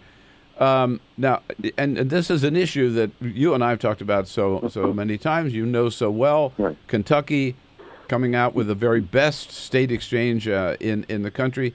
What do you see now as the future of Obamacare under Trump, Tom Price, and Paul Ryan? Well, the Republicans are about to encounter reality when they try to do away with the Affordable Care Act. And over the past few years, of course, ever since 2010, they've talked about repealing and replacing.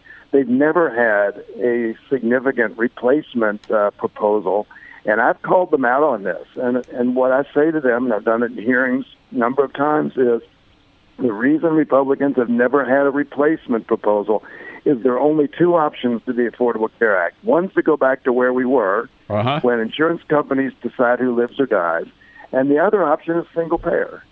There are no other options. So, and nobody's ever really responded to that when I've said it. But they're going to find out a couple things. One is replacing it is really hard. Secondly, the lobbyists on health care have not disappeared. The hospital lobby's still around, the insurance company lobby's still around, the pharmaceutical lobby's still around, every aspect of the healthcare universe is still in place in Washington, and every one of those has vested interest in what comes next. And if they try to put forth a proposal which cuts back on the revenue streams of any of those industries, which they would have to do, then they're going to find a lot of opposition, and those lobbies are the ones who paid for their campaign. So it's going to be an interesting process when it's relatively easy to repeal the Affordable Care Act if you have all the numbers, which they do. But replacing it with something else is going to be really, really a challenge. Well, Price has a so-called replacement plan, doesn't he? Which basically consists of health savings accounts. That old idea, so far as I know. Exactly. Health savings accounts, which only benefit people who can afford to put several $1,000s in them, which doesn't help the vast majority of Americans. And he talks about competition and selling across state lines, which, by the way, is in the Affordable Care Act. You can sell insurance across state lines under the Affordable Care Act. They've thrown out all these things, which, by the way, were in Frank Luntz's original response memo in 2009. This is the same playbook they've been using for the last 7 years. And, again, they're going to find out that rhetoric isn't going to get it. And they will be affecting people's lives directly. You know, we've got 500,000 people in Kentucky who have insurance coverage now who didn't have it before. And that's more than 10% of our entire population. They have it because of the Affordable Care Act. So, Mitch McConnell's going to have to take that into consideration when he tries to work something through the Senate. Right. And there are some 20 million people nationwide. And Congressman, what do you make of the fact that Donald Trump himself has indicated, well, turns out there's some good parts of the Affordable Care Act we may want to keep, right? So, well, sure. I mean, he's like virtually every other Republican. They have no idea what's in the Affordable Care Act. They don't know how it operates. They never did. Never took the time to learn. And what he's learned is that there are some things that are really popular and really are helpful to the American people, and he's going to have a hard time taking it away from them. So again, this is the reality he's going to run into.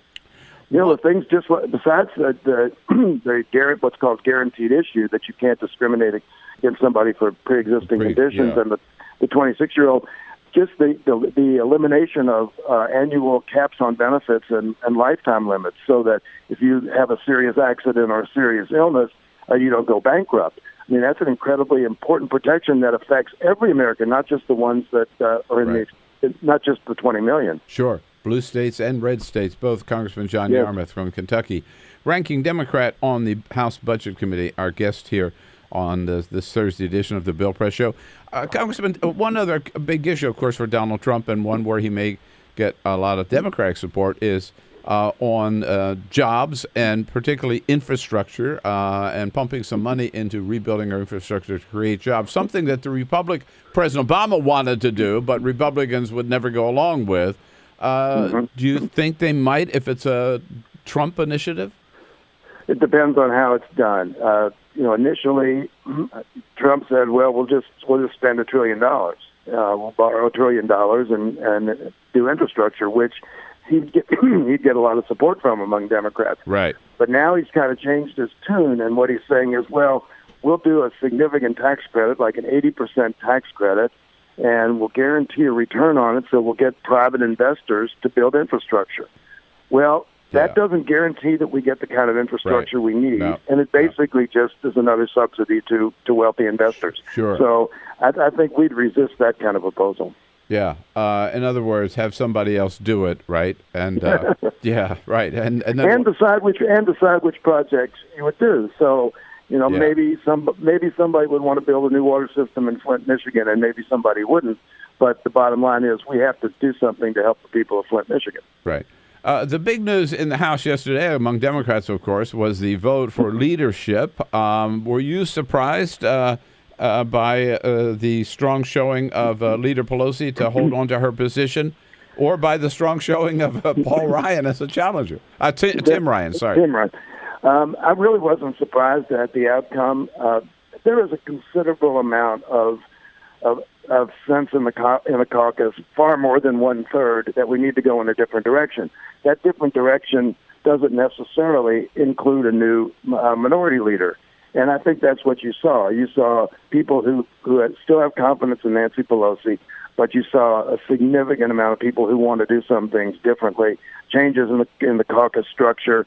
Leader Pelosi has embraced a lot of those. One of those we're going to vote on this morning calls for an election of the head of the Democratic Congressional Campaign Committee rather than just an appointment by the leadership. So I think she certainly has sensed that we need to make some changes. We need to provide opportunities for newer members, fresher faces, and that's what we're going to do. The interesting question about the head of the Democratic Congressional Campaign Committee, because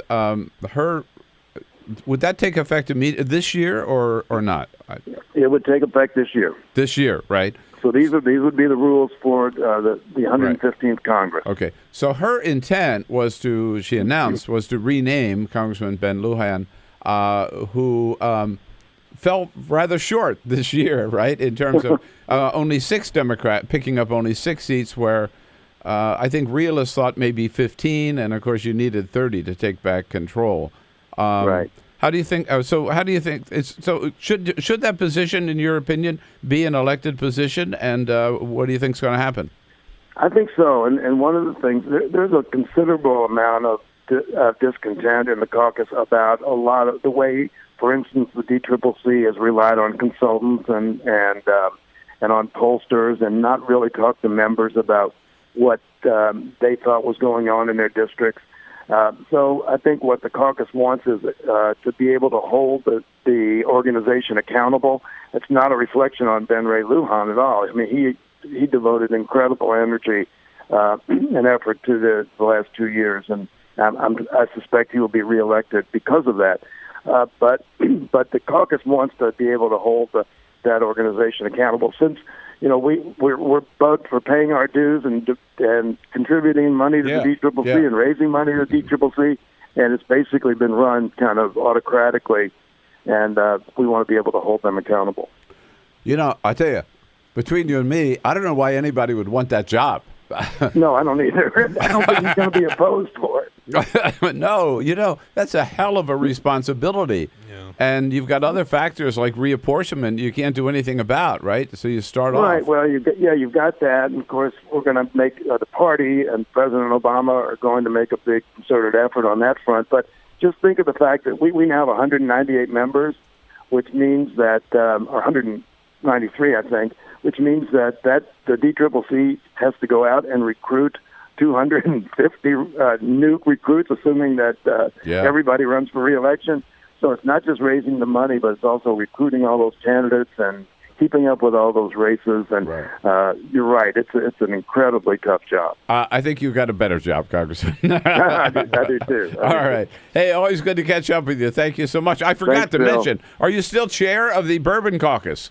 Oh, absolutely. That was part of the condition. I refused to step down from that. All right. Don't give that up. Okay. All right. We count on you in both roles. Thanks, Congressman John Yarmuth, ranking Democrat on the House Budget Committee and chair of the House Bourbon Caucus. Connect with The Bill Press Show on Twitter. Follow us at BP Show and tweet using the hashtag WatchingBP. This is The Bill Press Show.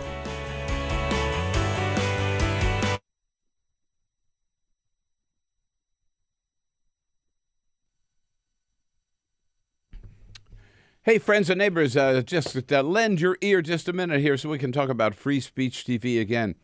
Warming up for our pledge drive here this December, end of the year, and, this one is more important than ever. Let's face it, we're all in a funk after November 8. I mean, people are in a funk. People are monumentally depressed all over the country, and everybody talk to us asking, what can we do? What can we do? We got to do something. We just want to, we got to bounce back somehow. Tell us something specific, something real we can do. I got the answer for you. I got 2 things you can do.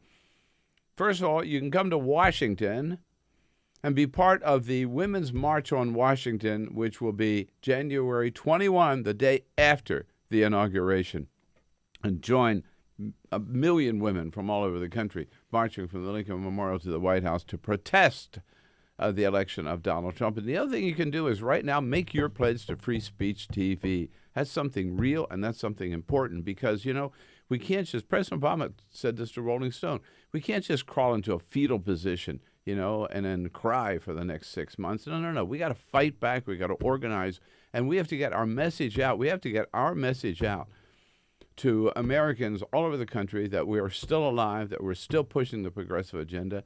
And to those people who voted for Donald Trump, we got to get the message out that this guy is just going to stab you in the back. He already has with all these Wall Street people that he's named to his cabinet. If you really want the progressive agenda, you got to get organized. You've got to elect Democrats to your state legislature, elect Democratic governors, elect Democratic members of Congress, and take this Congress back and take this White House back. So we can get that message out. How? Through Free Speech TV, which is the only 24/7 progressive television channel in the country. We really need your support to keep getting that message out. You help us, and we'll help you for a pledge of $60. We'll send you a Free Speech TV calendar with the photos of all your favorite guest hosts for a pledge of $120 or just $10 a month. A copy of this great book written by the people who organized Bernie Sanders' campaign, the grassroots operation. Is called Rules for Revolutionaries. For a $200 pledge, a 2-DVD set on plutocracy and how we went from democracy to plutocracy.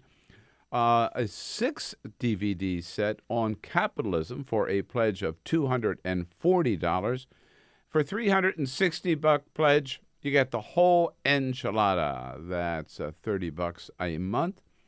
A copy of the Free Speech TV calendar, copy of Rules for Revolutionaries, and a copy of that 2-DVD set on plutocracy. And again, for $1,000, and several of you have already done so, for which we're very grateful. It's going to be a lot of fun. You get yourself and a guest to Washington. Carol and I will meet you. We'll go out to dinner at one of our favorite spots on the Hill, and there are great restaurants on Capitol Hill. And then you come in the next morning, meet the team. We'll get some bagels in, and we'll do a show together. So whatever it is, help at every level you can. Remember, we've got to fight back. We've got to organize and be strong. Make your pledge today to Free Speech TV by going to our phone number, 877-378-8669, 877-378-8669, or freespeech.org. Thanks for your help.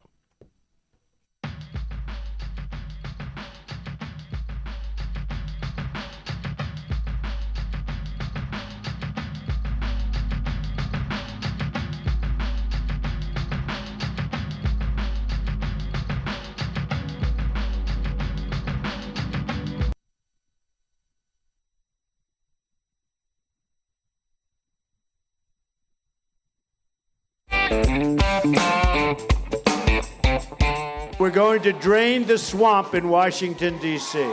This is the Bill Press Show. Well, not exactly drain the swamp. Doesn't look like it. It looks like instead we're just going to put more creatures in the swamp, adding to those who already exist here from Wall Street, who are controlling and have been in charge of the swamp for a long time. Donald Trump, despite his promise to drain the swamp, despite his promise to take on Wall Street, and despite his promise to fight for middle-class Americans, has turned the keys over to, certainly on the economy, to Wall Street and to two billionaires, Steve Mnuchin as the next Treasury Secretary and Wilbur Ross, both Wall Street bankers, has turned the keys over to them. And Steve Mnuchin, a long time executive at Goldman Sachs. It's amazing how Goldman Sachs keeps coming up on top, right? Yeah, over and over and over again. Right. And Mnuchin yesterday, so one thing he was bragging about was the carrier deal that we mentioned, where Donald Trump now, they say, instead of sending 2,000 jobs to Mexico, they're only going to send 1,000. They're going to keep 1,000 jobs here. Here's Steve Mnuchin. The carrier deal, I think it's terrific. The president-elect and the vice president picked up the phone and called the CEO of United Technologies and told him we wanted to keep jobs here. I can't remember the last time a president did that. And here, in fact, is what they did. There is less there than meets the eye. We now learned that what Donald Trump and Mike Pence said is, we will give you a big, fat government contract a federal contract to keep those jobs here. So UT, United Technologies, is not really doing any favor to America, right? Drain the swamp. Right. They are just sitting there with their hand out and saying, yeah, gimme, and you give me enough money, and maybe we'll stay. This is not a plan to keep jobs in America. This is the Bill Press Show. If you're finally addressing your hearing,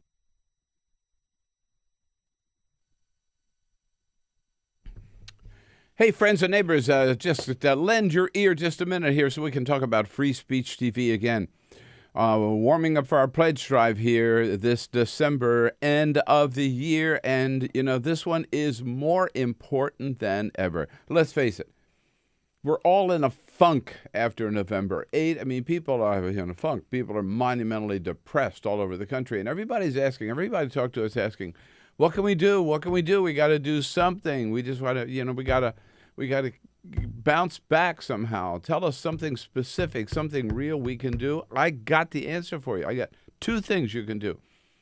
First of all, you can come to Washington and be part of the Women's March on Washington, which will be January 21, the day after the inauguration, and join a million women from all over the country marching from the Lincoln Memorial to the White House to protest the election of Donald Trump. And the other thing you can do is right now make your pledge to Free Speech TV. That's something real, and that's something important because, we can't just, President Obama said this to Rolling Stone, we can't just crawl into a fetal position, and then cry for the next 6 months. No. We got to fight back. We got to organize, and we have to get our message out. We have to get our message out to Americans all over the country that we are still alive, that we're still pushing the progressive agenda. And to those people who voted for Donald Trump, we got to get the message out that this guy is just going to stab you in the back. He already has with all these Wall Street people that he's named to his cabinet. If you really want the progressive agenda, you got to get organized. You've got to elect Democrats to your state legislature, elect Democratic governors, elect Democratic members of Congress, and take this Congress back and take this White House back. So we can get that message out. How? Through Free Speech TV, which is the only 24/7 progressive television channel in the country. We really need your support to keep getting that message out. You help us, and we'll help you for a pledge of $60. We'll send you a Free Speech TV calendar with the photos of all your favorite guest hosts for a pledge of $120 or just $10 a month. A copy of this great book written by the people who organized Bernie Sanders' campaign, the grassroots operation. Is called Rules for Revolutionaries. For a $200 pledge, a 2-DVD set on plutocracy and how we went from democracy to plutocracy. A 6-DVD set on capitalism for a pledge of $240. For $360 pledge, you get the whole enchilada. That's $30 a month. A copy of the Free Speech TV calendar, copy of Rules for Revolutionaries, and a copy of that 2-DVD set on plutocracy. And again, for $1,000, and several of you have already done so, for which we're very grateful, it's going to be a lot of fun. You get yourself and a guest to Washington. Carol and I will meet you. We'll go out to dinner at one of our favorite spots on the Hill, and there are great restaurants on Capitol Hill. And then you come in the next morning, meet the team. We'll get some bagels in, and we'll do a show together. So whatever it is, help at every level you can. Remember, we've got to fight back. We have to organize and be strong. Make your pledge today to Free Speech TV by going to our phone number, 877-378-8669, 877-378-8669, or freespeech.org. Thanks for your help.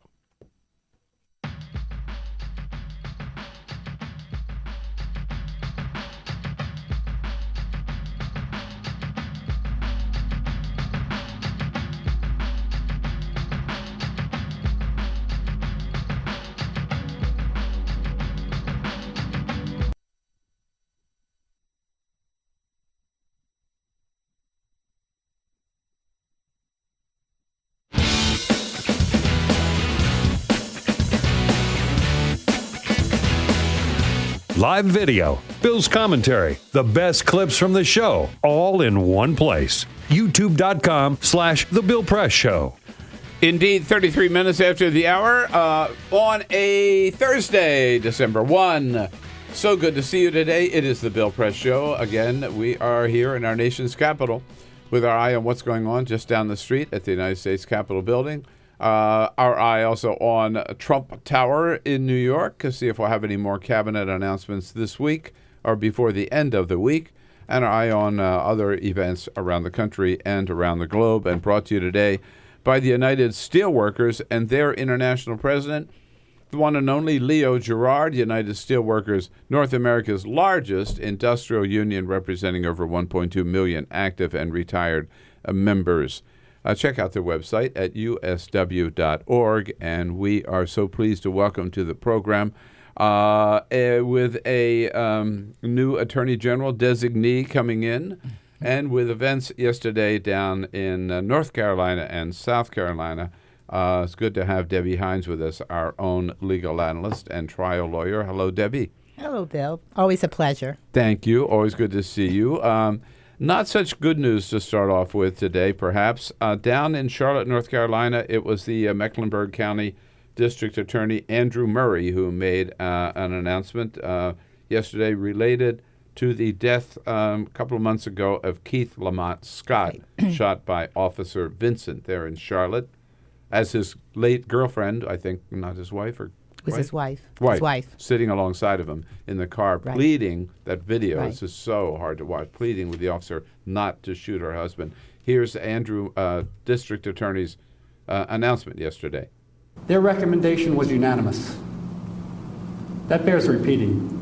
15 career prosecutors, and their recommendation was unanimous. Unanimous not to press charges against Officer Vincent. Andrew Murray saying, in fact, he has concluded. It is my opinion that Officer Vincent acted lawfully when he shot Mr. Scott. He acted lawfully. Because he said there was a gun and the gun was found on the scene. Did he make the right decision? No.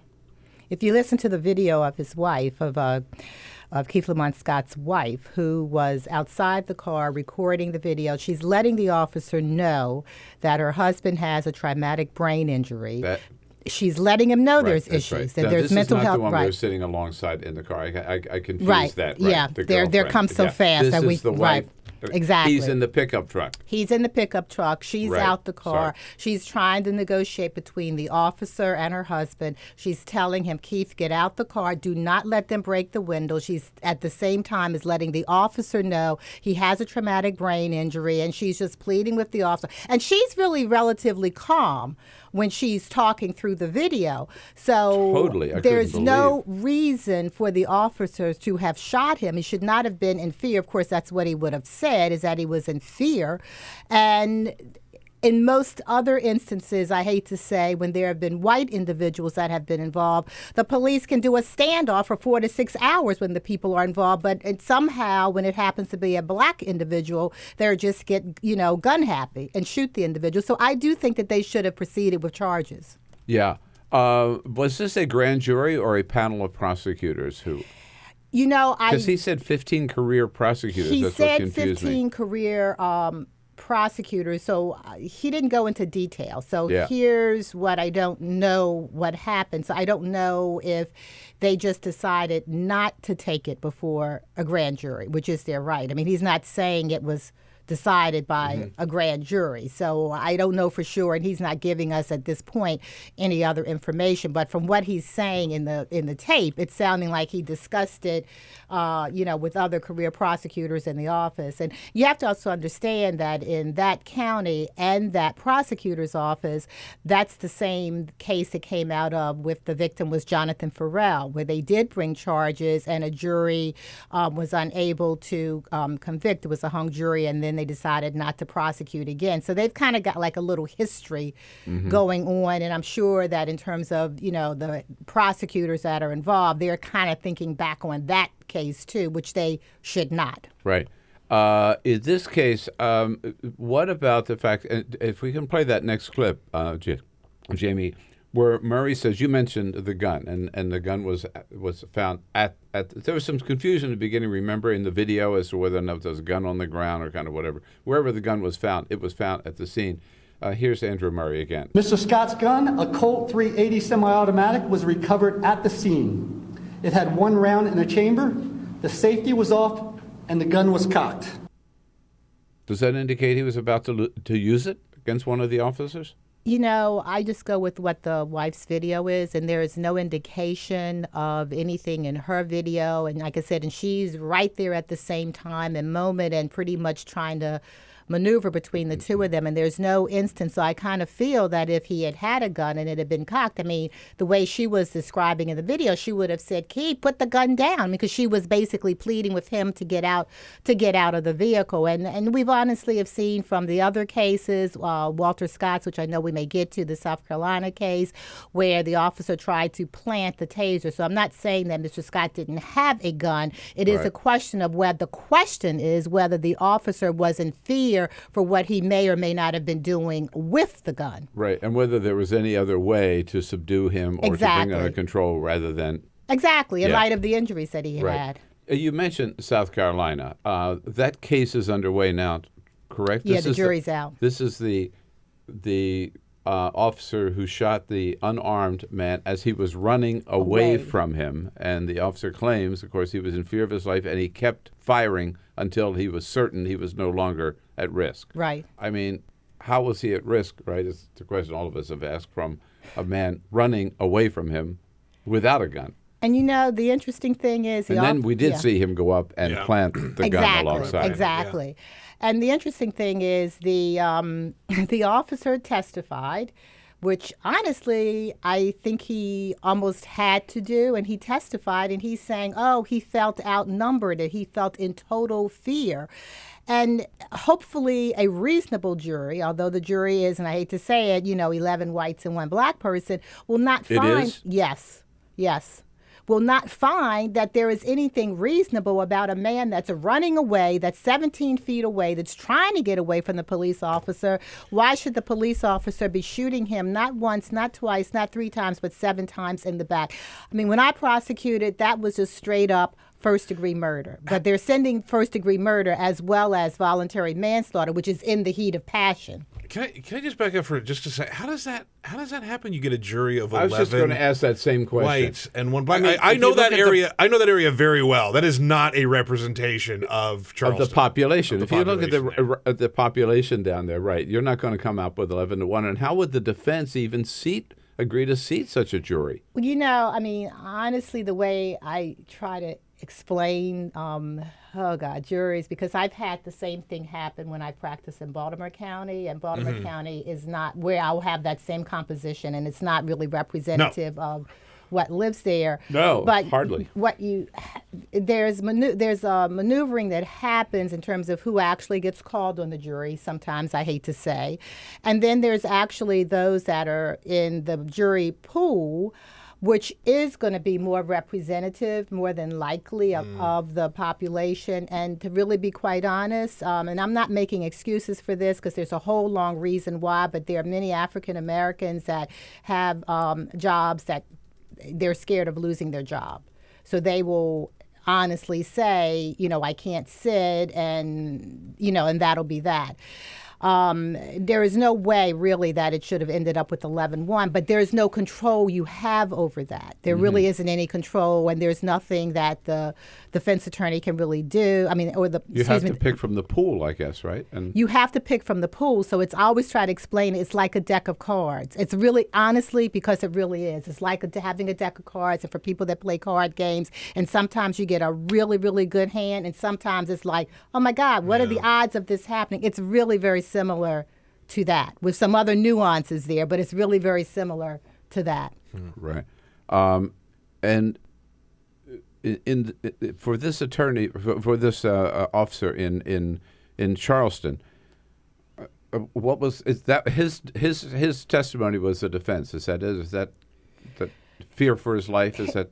It's the. I mean, unfortunately, there was no evidence that I forget the name of the victim, but that he had challenged right. Walter Scott. There was no evidence that Mr. Scott had anything. As a matter of fact, when everything happened and the mayor and the chief of police saw the actual video that was taken by the bystander and saw that the taser was being planted, if you recall, they just went ahead and charged right away. It was none of this waiting a month or 2 months, 3 months to do an investigation and grand jury and all of that drama.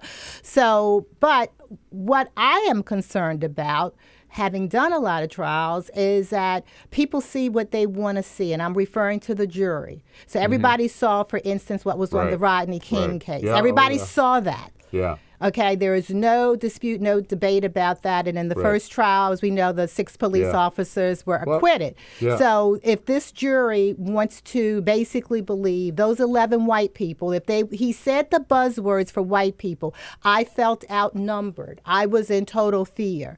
And because in all these cases, the prosecution does never bring up the issue of race, he was talking to those white jurors and how they feel and what they may subconsciously feel, and may say, well, I could see, he could have turned around at any moment and shot the officer. I am hoping that will not happen because, like I said, when I prosecute, it's straight up first-degree murder. Yeah, the video itself does not. I mean, look at Eric Gardner up in Staten Island, too. Exactly, With that video. exactly. So, while we're in Charleston, I have to ask you, so Dylan Roof, the mass murderer at Mother AME, is going to represent himself. Exactly. Does that show that there was not anybody who would stand up and try to defend him? Or no, he has lawyers. He does. He has lawyers, and he decided, just like the individual from the Fort Hood case, that he wanted to represent himself, which is his constitutional right if he's competent to do that. So the way it actually really works is the actual attorneys that were appointed for him, and those attorneys that are appointed, they, in capital murder cases, they have the best experience of anyone. They know what they're doing. They try primarily just those cases now. So when the judge says, okay, he's competent, he's able to represent himself, then the lawyers are still sitting at trial table, assisting him, but he is in essence what we call, he meaning Roof, is sitting in the number 1 seat because he's the lead counsel, so to speak. But he's not a law student. I mean, he's not, right? And you don't have to be. You have the right to say, I want to have a lawyer. And you have a right to say, I want to have a lawyer, and you have a right to say, I want to be my own lawyer and represent myself. And he's up for the death penalty in South Carolina? He's up for the death penalty. The prosecution rejected the attorney's offer to plead to life in prison. So is he making some huge mistake here, or does he know what he's doing? What do you think? I mean, it just seems strange to me that this nutcase, right, who would want to defend himself and... Well, we'll see how it kind of plays out because, honestly, it can go back and forth. So meaning you're okay to represent yourself, but you're still bound by the same court rules. There is no pass given because you didn't go to law school or you're not a law student. You don't know what the rules are. There is, in any case, I don't care if it's a teeny tiny little case, there's no passes given, and you cannot be disruptive. And if the judge is instructing you what not to do, if you go against any of those lawyers will be moving back over and representing you. Got it. All right, Debbie, we didn't get to Jeff Sessions yet. What can we expect on, particularly on all the Voting Rights Act and other important civil rights issues from the man who looks like he's going to be our new Attorney General, Debbie Hines, here with us. Your questions or comments always welcome at 866-55-PRESS. This is the Bill Press Show.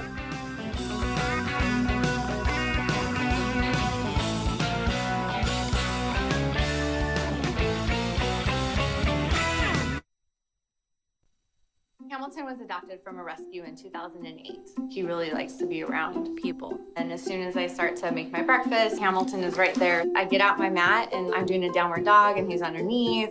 He's quite the pug about town. He gets invited to a lot of parties. He knows he's a pretty big deal. I mean, look at this little face. How could you not love him?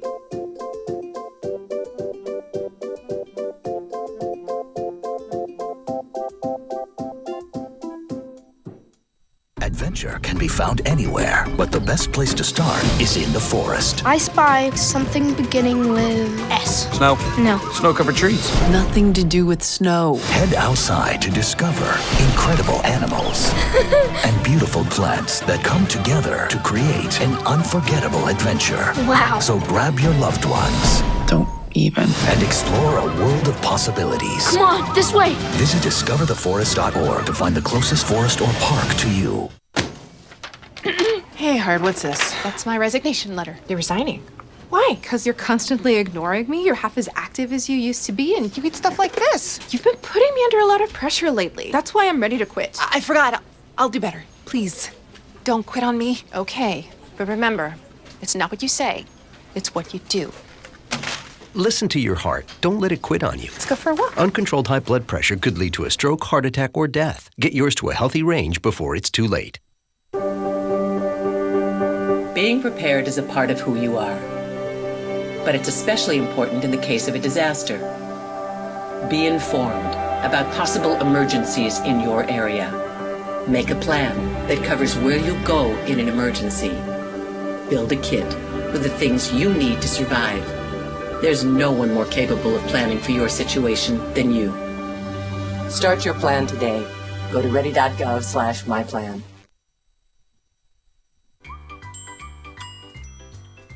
Fancy pants peanut butter? A big screen television? You haven't even brought a sofa yet. A motorcycle? When your father finds out, he's gonna flip his shoes with 2 buckles? What do you even need 2 buckles for? Mr. Big Shot, buying whiskey shots for everybody in the bar. From the looks of it, I'd say nobody even remembers. Feed the pig.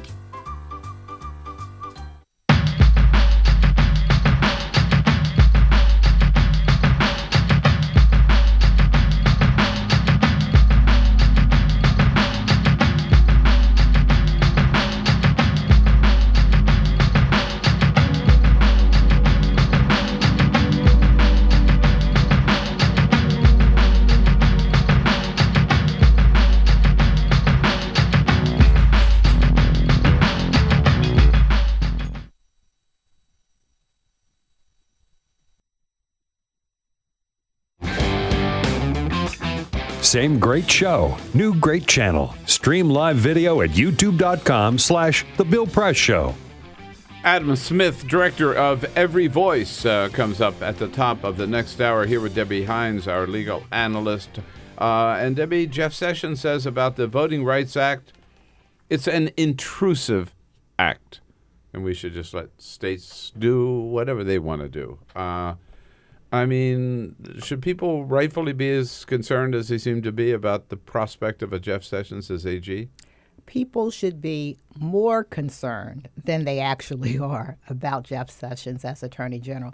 And it's interesting what he says about the Voting Rights Act in contrast to what he's saying about surveillance, because while he thinks that the Voting Rights Act is intrusive, which unfortunately means that he's not going to enforce any of the states that will try to limit the days, limit the places, limit the times, the distances, which is what we had back in the civil rights era, where people had to travel quite a long distance just to be able to try to cast their vote. But by the same time, he feels it's so totally okay to be very intrusive in terms of government surveillance. So he's going to actually really make, in terms of that issue, he's going to actually make, J. Edgar Hoover look like child's play. In terms of what he's trying to do and to have the government surveillance without having to have any warrants whatsoever. That's intrusive. Right.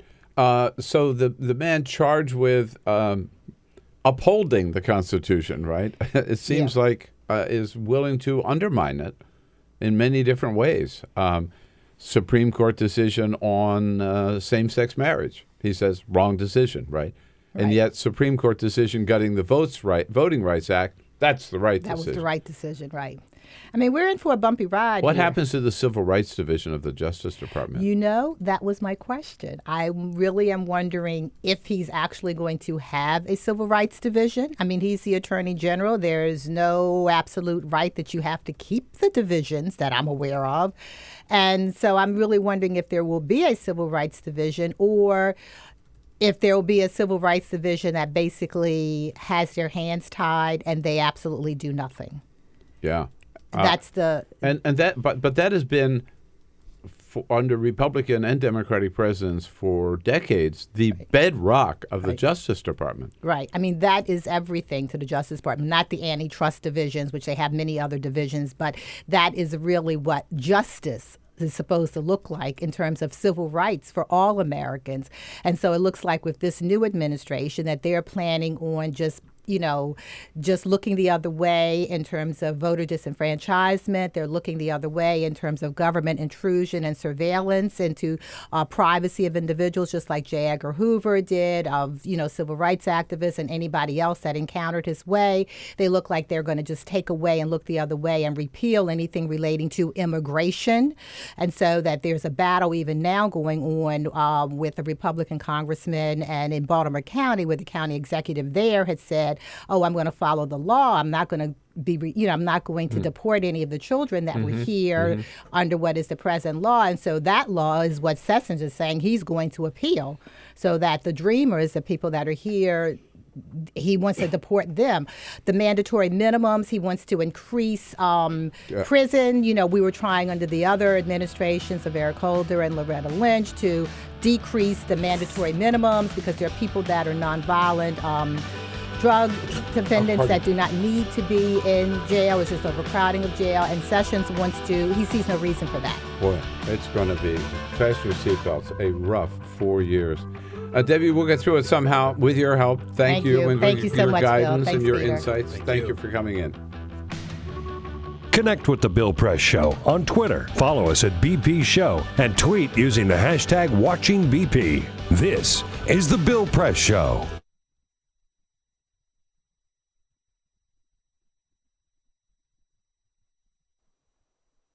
Every day when I was 5, my older sister would play teacher. Her students were me, my stuffed rabbit, and an American Girl doll. She'd line us up at the end of the bed and teach us whatever she'd learned in school that day. Now she teaches ESL at an elementary school in Boston, and every week she tells me stories about her students.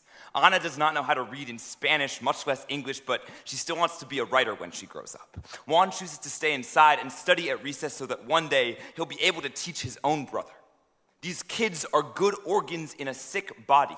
In 2001, No Child Left Behind gutted bilingual education. Students who have been in the country for 1 year are now expected to perform at grade level on standardized English tests. My sister is not allowed to instruct them in Spanish. If the kids don't jump high enough, the school loses money. Improving a school by picking its pockets is like tuning a guitar by ripping off the strings. Learning to read in a new language before you can even read in your own is like learning to walk while a pit bull is chasing you. Like learning to sing with the conductor's fist down your throat. This year for my sister's birthday, I got books for her students. A poem on one page in Spanish, the next in English. She is not allowed to help them read the first. Their heritage is a banned book. Learning to read in a new language when you can't even read in your own is like trying to heal a burn victim by drowning them. We are telling these children who have spent their whole lives in the deep end that they'll learn how to swim if they just float out a little farther. In the 1980s, American slaughterhouses began building corrals in curves so no animals could see the blood at the end of the tracks. This is how we kept them moving forward. In 2001, we began building the hallways of our schools in curves. This is how we keep them moving forward. You never learn, you fail the test. You never learn, you fail the test. You never learn, you drop out. I know. I am lucky enough to be one of the winners of this game. I was handed a head start and a rule book in my own tongue, but the winners of a rigged game should not get to write the rules. On the television, some senator preaches that throwing money at an urban school is like feeding caviar to your dog. They just won't know how to appreciate it. After all, if these parents can't take care of their own children, why should we? Well, tell that to Anna. who has my sister translate newsletters aloud to her father because he too was never taught how to read. Tell that to Juan, whose mother and baby brother are still in Guatemala, whose father works 3 jobs. My sister tells me school is the most stable place in these kids' lives. She has been a teacher since she was smaller than they are. But since when does being a teacher mean having to swear not to help? Since when does being a teacher mean having your hands tied while the schoolhouse burns to the ground? We are leading these children along a track built in circles as their lungs fill with smoke, telling them it is their fault. They can't find a way out. Dylan Garrity from Slam MN.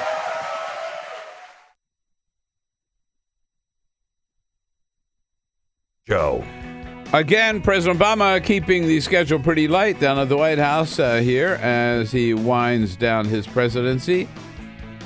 Today, other than the daily briefing as yesterday, just one public event on his calendar today. It happens to be the official lighting, or the lighting of the official White House Christmas tree on the ellipse behind the White House at 5 o'clock this afternoon. There's always entertainment. The president and the first lady will be there. Maybe the daughters will show up. Maybe they won't. The president will be making remarks. Briefing with Josh Artist today at 12. This is the Bill Press Show.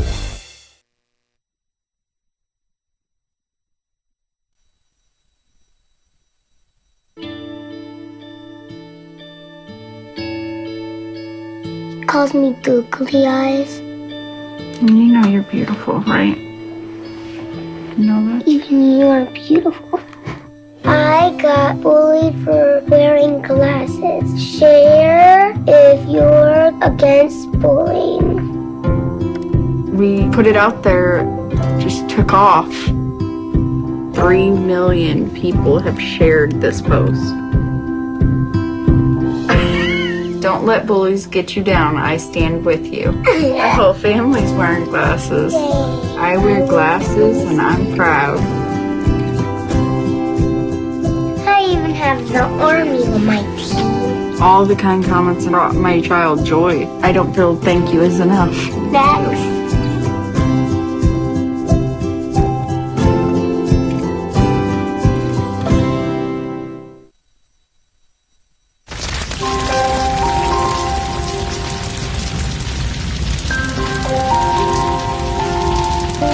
A single ember that escapes from a wildfire can travel more than a mile.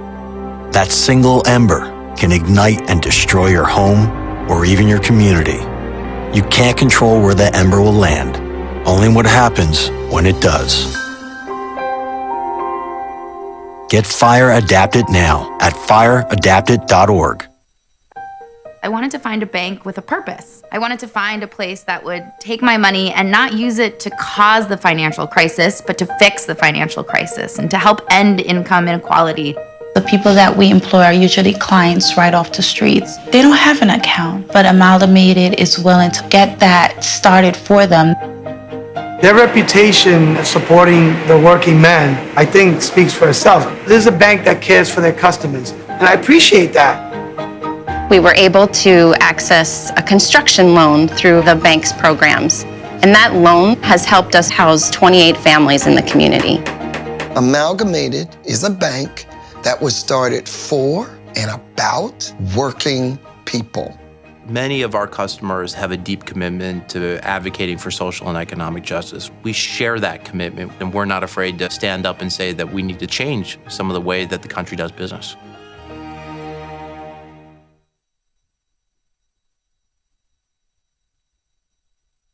I grew up in the housing projects of Cleveland. I didn't even know that life could be any better than it was. Education for me has been a way to get away from the agony of what was normal life. I want to be able to impact the community, not just look back on where I came from, but to reach back to where I came from and pull some people up with me. My name is David, and I am your dividend.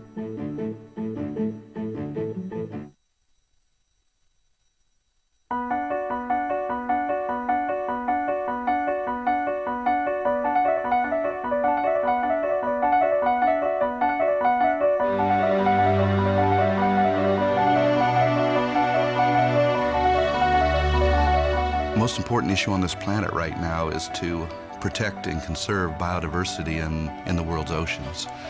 And I don't think people realize just how intimate our connection is with the oceans themselves. Not only do they provide the very foundation of life and control our weather, but life just simply could not exist without a healthy ocean. The real problem, though, is apathy. It's all out of sight, it's all out of mind, and people don't even think about it. But it doesn't matter whether you live in Peoria or on the coast. The fact is, whatever happens in the ocean affects all life forms on the planet Earth. If the oceans die, then civilization collapses. We all die. We cannot live on this planet without the oceans. This is, in fact, not the planet Earth. It's the planet ocean, but because we're a land-dwelling species, we refer to it as Earth. But it is the planet ocean, and the oceans are the heart and the foundation of all life on the planet.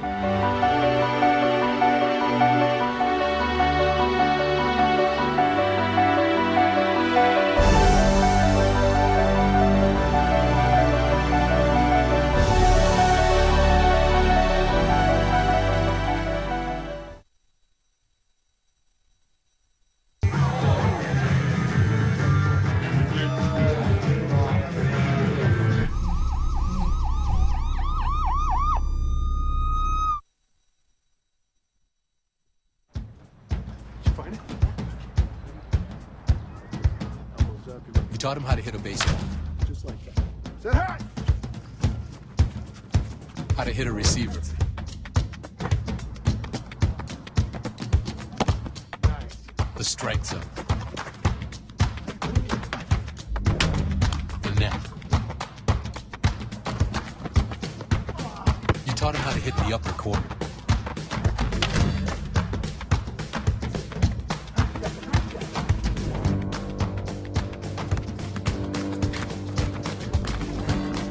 Taught him how to hit the open man. But how much time have you spent teaching him what not to hit?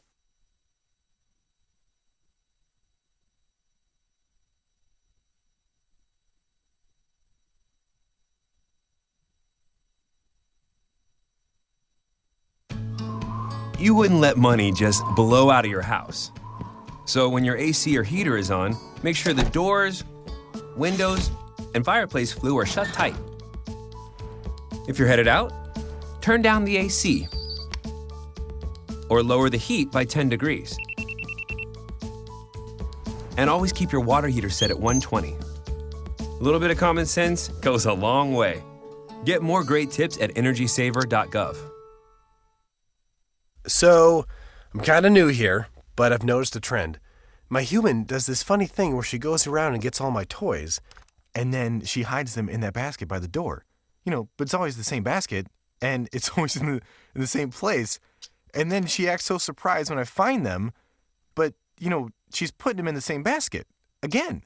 It's like, hello, that's where you put it last time. You were the worst at hide and go seek.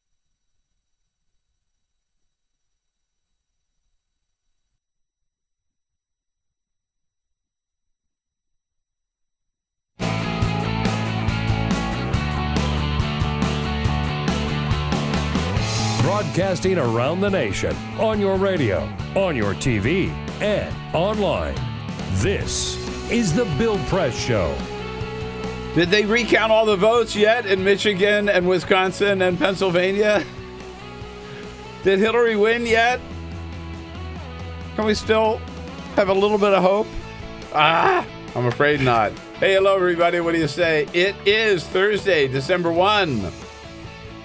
This is the Bill Press Show. So good to have you with us today.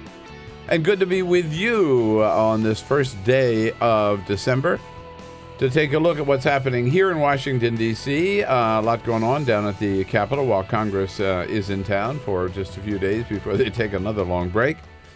And what's happening, we're keeping an eye, of course, on what's happening within the revolving door at Trump Tower, where wannabe cabinet members having their little time in the sun with the Sun King, Donald Trump, and keeping our eye on other events around the country and around the globe. We bring it all to you, and then you tell us what you think about what's going on. 866-55-PRESS, the toll-free number. to get your calls in. Your comments on Twitter, always welcome, at BP Show on Facebook at facebook.com/Bill Press Show. We just hope your tweets are a little more meaningful and a little more fact-based than Donald Trump's tweets are. So far, they're pretty good. I mean, that's a pretty low bar to get over. Yeah, right. But I put our tweets up against our people's tweets up against his any day. Peter Ogburn, that is, and Jamie Benson. Here we go. Hi, good Bill. morning. Yep, good morning. Ray Rogers on the phones, ready for your calls at 866-55-PRESS. Cyprian Bolding rounding out our team, our videographer, keeping us looking good on the video stream. And we welcome good friend of the program, communications director for Every Voice, driven to get the money out of politics and get people back in charge. Adam Smith. Hello, Adam. Good to see you. Hey, good morning. Thanks for having me. I know one of the things we're going to be talking about is the new Treasury Secretary. Yeah. There are many things you can say about him, but one of the things that we could all agree is he has an impossible name. So the first thing yesterday that people were trying to figure out is, what the hell, how do we pronounce his last name, which certainly looks like it was misspelled. It looks like just, when you hit the typewriter or you hit your keyboard, there's one too many letters came in. So Bloomberg went out yesterday and they said, well, we'll find out how to pronounce his name. We'll just ask the TV anchors because they all know what they're doing. Before they go on the air, they all know how to pronounce the names of the people they're reporting on, correct? Yeah. So this is what Bloomberg came up with. Today, Trump is expected to pick Stephen Mnuchin. Stephen Mnuchin. Former Goldman Sachs executive Steve Mnuchin. Former Goldman Sachs executive Steve Mnuchin. Stephen Mnuchin. Former Goldman Sachs executive Stephen Mnuchin. Mnuchin led Trump's finance operations during the presidential campaign. Among them, Stephen Mnuchin as Treasury Secretary. That's the best. That's the best. It's Mnuchin, right? It's Mnuchin. Mnuchin. Stephen Mnuchin as Treasury Not Secretary. Munchkin. Not Stephen Munchkin. Actually, we know that because Reince Priebus said it yesterday on Morning Joe. So my favorite was minutia. At Yeah, some minutia. points when he said minutia. yeah, minutia. That's right. Stephen Munchkin. Stephen Munchkin. Stephen Mnuchin.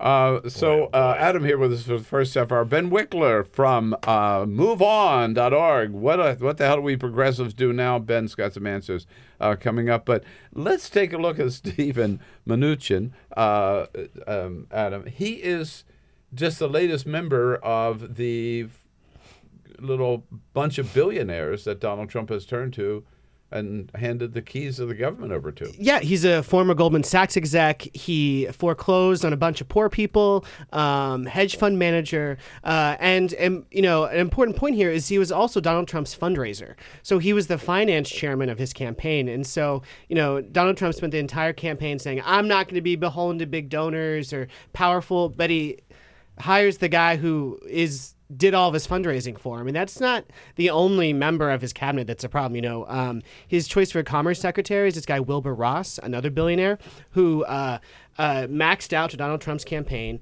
held a fundraiser for him at his home in the Hamptons, and then donated $250,000 to the RNC this cycle. Drain the swamp. He's filling it. It's overflowing. And then Education Secretary Betsy DeVos, speaking of pronunciation, is that how you pronounce it? It's pronounced Mnuchin. I think she was something like the 65th biggest giver to all GOP politics in 2016. Oh my God. By the way, married to the son of the founder of Amway. Yes. Talk about a scam. Right, who was Eric Prince? Or isn't there? I think there's an Eric Prince connection to the DeVos family. The DeVos family too. Yeah. Oh, there's a Blackwater connection. And then Deputy Commerce Secretary is going to be Todd Ricketts, whose family funded a pro-Donald Trump super PAC, who owns the Chicago Cubs. Yes, Donald Trump actually got in a fight with back in the primary and said they better watch out. So then they watched out by giving him money. And he's hiring all these super rich people, even Elaine Chao for Labor Secretary. Her family, she's the heiress to a shipping fortune, right? These people are all super rich people and that are going to I mean, help each other and while hurting everybody else. Right. And this is a guy who campaigned as economic populist, almost like a Bernie Sanders message, right? Absolutely. I'm going to turn on Wall Street. I'm going to raise taxes on Wall Street.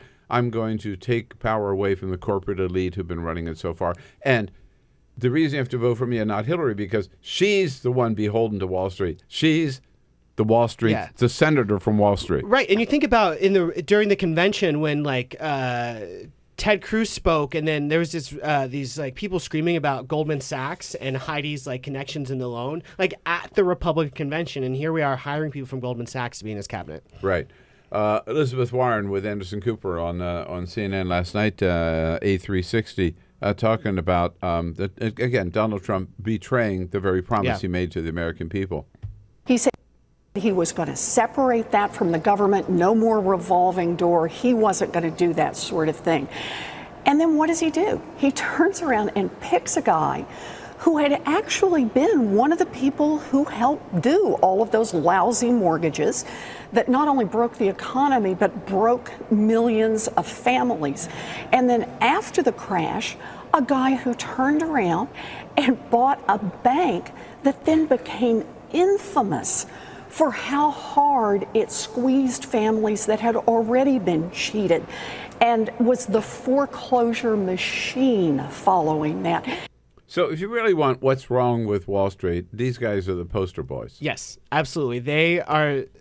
They're the ones that messed everything up, and they're the ones that are now going to be in charge of deregulating Wall Street to give the same banks that crashed the economy more power and all of that. Wilbur Ross, I read last night, has been quoted as saying that he thinks the 1% have been picked on for political reasons. Yeah.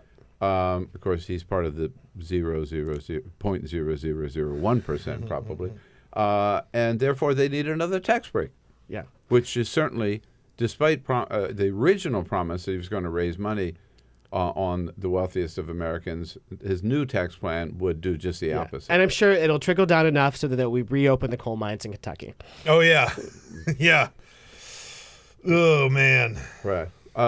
So the billionaire cabinet with their priorities, and which leads to the billionaire himself, Donald Trump, making Adam, you must have been heartened to know that yesterday he promised he's going to hold a news conference 2 weeks from today where he's going to turn everything over to his sons. Yeah. Therefore, there will no longer be any conflict of interest at all with President Trump. Yeah. Well, as soon as he put out those tweets yesterday, I said, people, don't fall for it. He is conning you. And a couple hours later, we learned that to be the case when Kellyanne Conway said, oh, he's just going to give more of the power over to his kids, which was the point all along, which was his plan all along. And handing the businesses over to your kids isn't a blind trust. That's like a seeing trust. And, especially with the close ties, how much influence his family has on the campaign, how much they have with the administration, he is doing nothing to stop these conflict of interest or prevent them from happening. For example, he is in debt $300 million to Deutsche Bank. Deutsche Bank is a German bank that has been recently in the crosshairs of U.S. regulators. I remember to pay my student loan payments every month, and they're a lot less than $300 million. He won't forget that he's in debt to them. And so yesterday's announcement was a non-news item. Yeah.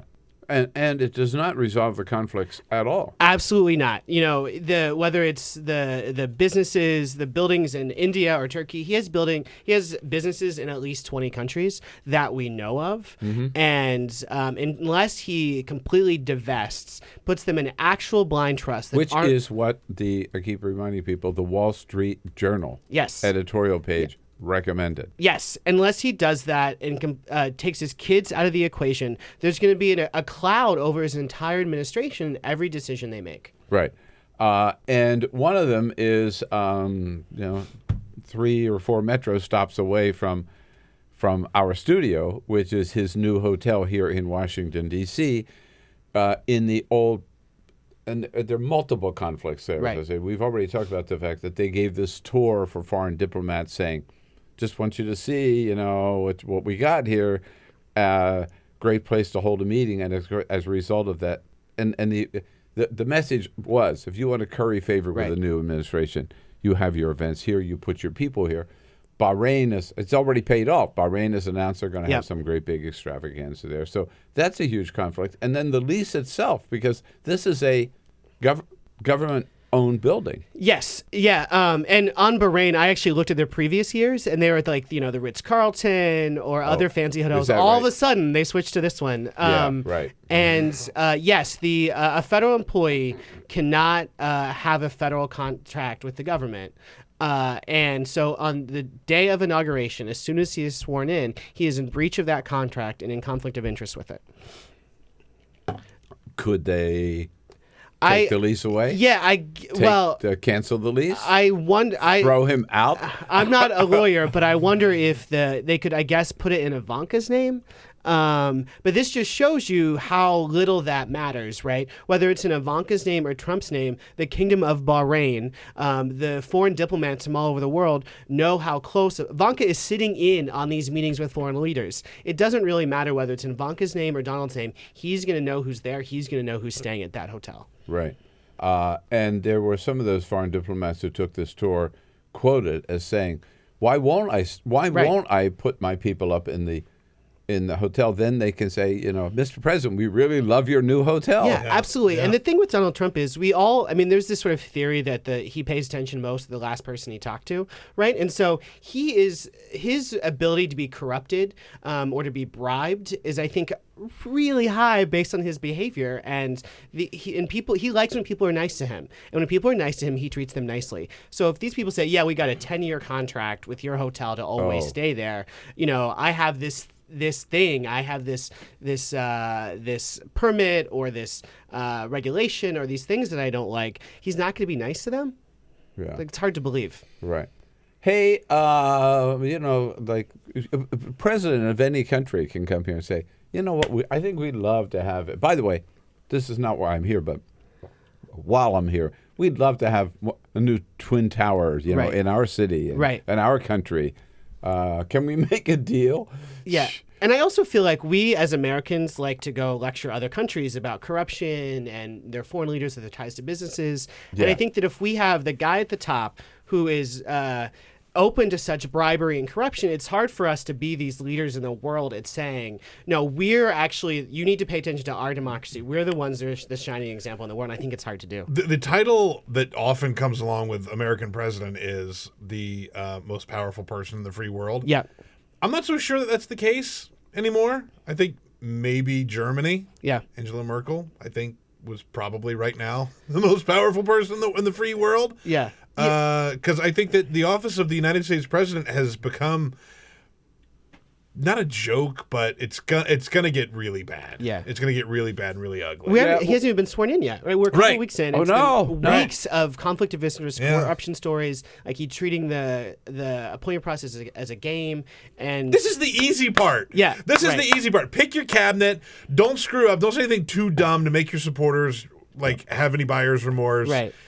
And he's already threatening citizenship and criticizing people for booing his vice president. It's going to get much It's been less worse. than a month. It's been less than a month since the election. Yeah. Good Who needs God. the Constitution? Just pick up a copy of Art of the Deal. Adam Smith here with us, Communications Director at Every Voice. It's everyvoice.org, doing great work.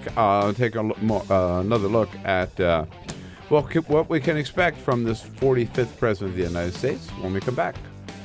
Among them, Stephen Munchkin as Treasury Secretary. Get social with Bill Press. Like us at facebook.com/Bill Press Show.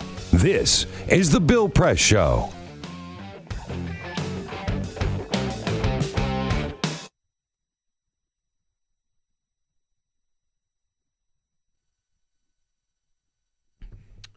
Hey, friends and neighbors, just lend your ear just a minute here so we can talk about Free Speech TV again. Warming up for our pledge drive here this December, end of the year, and this one is more important than ever. Let's face it, we're all in a funk after November 8. I mean, people are in a funk. People are monumentally depressed all over the country, and everybody talk to us asking, what can we do? What can we do? We got to do something. We just want to, we got We got to bounce back somehow. Tell us something specific, something real we can do. I got the answer for you. I got 2 things you can do. First of all, you can come to Washington and be part of the Women's March on Washington, which will be January 21, the day after the inauguration, and join 1 million women from all over the country marching from the Lincoln Memorial to the White House to protest the election of Donald Trump. And the other thing you can do is right now make your pledge to Free Speech TV. That's something real and that's something important because, you know, we can't just, President Obama said this to Rolling Stone, we can't just crawl into a fetal position, you know, and then cry for the next 6 months. No. We got to fight back. We got to organize, and we have to get our message out. We have to get our message out to Americans all over the country that we are still alive, that we're still pushing the progressive agenda. And to those people who voted for Donald Trump, we got to get the message out that this guy is just going to stab you in the back. He already has with all these Wall Street people that he's named to his cabinet. If you really want the progressive agenda, you got to get organized. You've got to elect Democrats to your state legislature, elect Democratic governors, elect Democratic members of Congress, and take this Congress back and take this White House back. So we can get that message out. How? Through Free Speech TV, which is the only 24/7 progressive television channel in the country. We really need your support to keep getting that message out. You'll help us, and we'll help you for a pledge of $60. We'll send you a Free Speech TV calendar with the photos of all your favorite guest hosts for a pledge of $120 or just $10 a month. A copy of this great book written by the people who organized Bernie Sanders' campaign. The grassroots operation is called Rules for Revolutionaries. For a $200 pledge, a 2 DVD set on plutocracy and how we went from democracy to plutocracy. A 6 DVD set on capitalism for a pledge of $240. For $360 pledge, you get the whole enchilada. That's $30 a month. A copy of the Free Speech TV calendar, copy of Rules for Revolutionaries, and a copy of that 2 DVD set on plutocracy. And again, for $1,000, and several of you have already done so, for which we're very grateful, it's going to be a lot of fun. You get yourself and a guest to Washington. Carol and I will meet you. We'll go out to dinner at one of our favorite spots on the Hill, and there are great restaurants on Capitol Hill. And then you come in the next morning, meet the team. We'll get some bagels in, and we'll do a show together. So whatever it is, help at every level you can. Remember, we've got to fight back. We've got to organize and be strong. Make your pledge today to Free Speech TV by going to our phone number, 877-378-8669, 877-378-8669, or freespeech.org. Thanks for your help.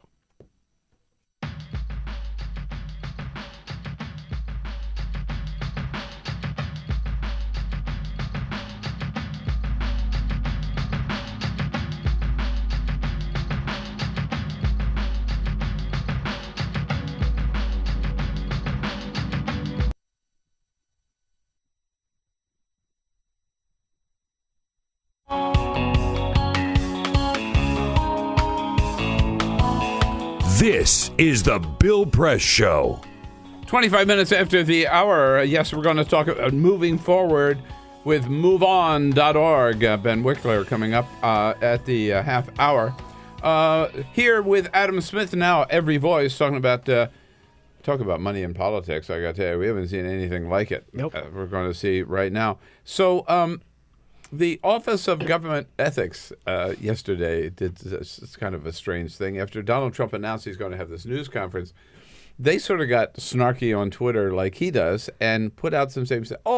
Like one of them says, brilliant, divestiture is good for you, very good for America.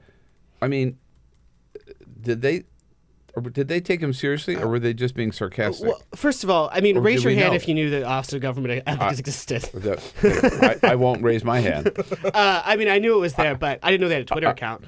Seriously, if you look at Washington, you would not think there was an Office of Government. They got a lot of... Well, what I want to know is, what the hell do they do? So the Office of Government Ethics exists to help executive branch employees deal with possible conflict. If they say, I was going to invest in this thing, is it okay to do that? And they would say yes or no. So that's why they exist. But they're not, as a colleague told me yesterday, they're sort of afraid of their own shadow, that agency. So it was sort of surprising. They never talk about pending requests or anything like that. They never tweet at politicians or real people. So it was very strange yesterday what happened.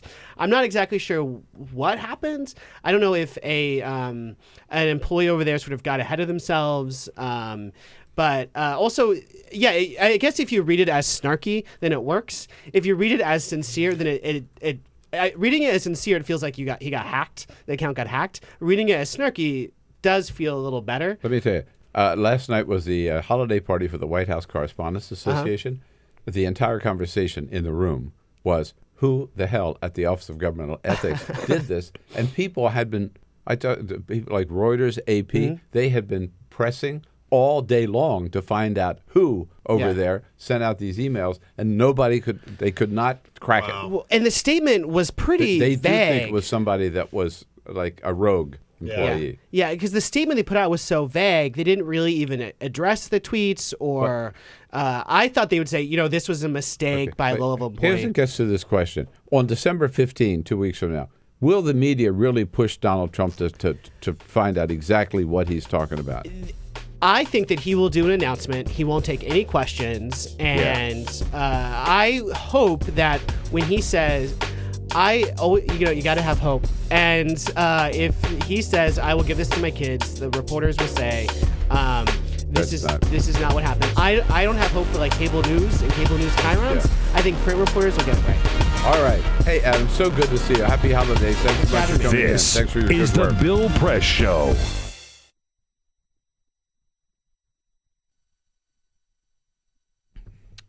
Hey, friends and neighbors, just lend your ear just a minute here so we can talk about Free Speech TV again.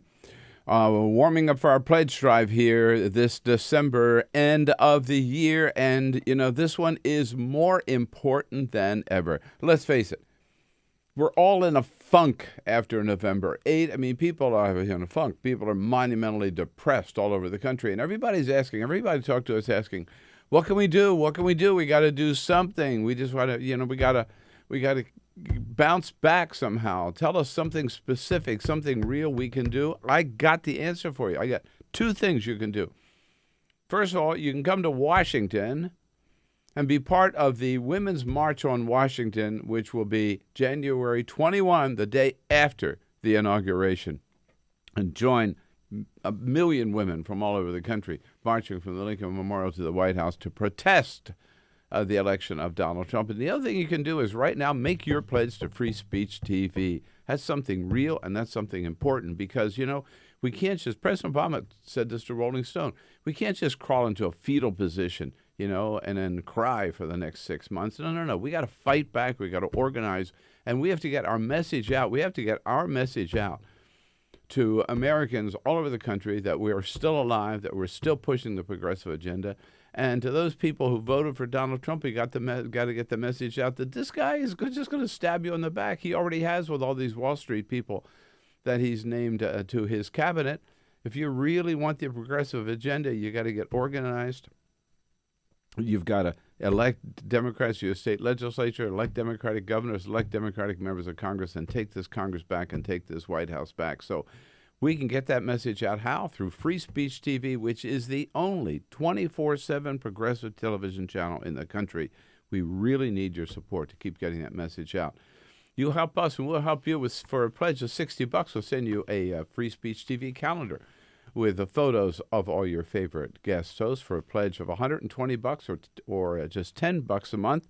A copy of this great book written by the people who organized Bernie Sanders' campaign. The grassroots operation is called Rules for Revolutionaries. For a $200 pledge, a 2-DVD set on plutocracy and how we went from democracy to plutocracy. A 6-DVD set on capitalism for a pledge of $240. For $360 pledge, you get the whole enchilada. That's $30 a month.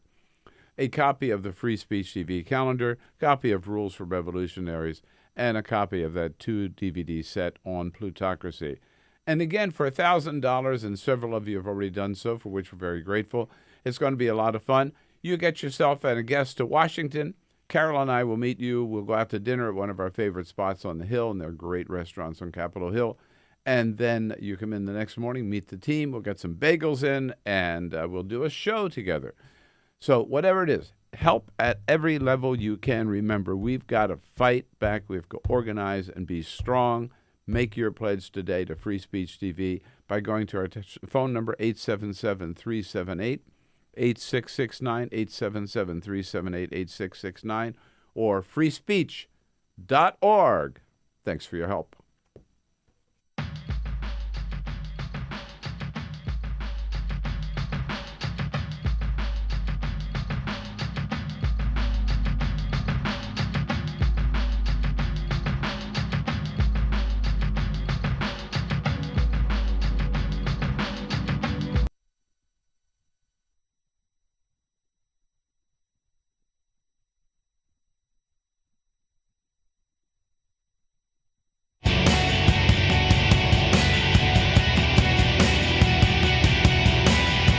On your radio, on TV, and online. This is The Bill Press Show. Here we go at 33 minutes after the hour now on a Thursday, first day of December, Thursday, December 1.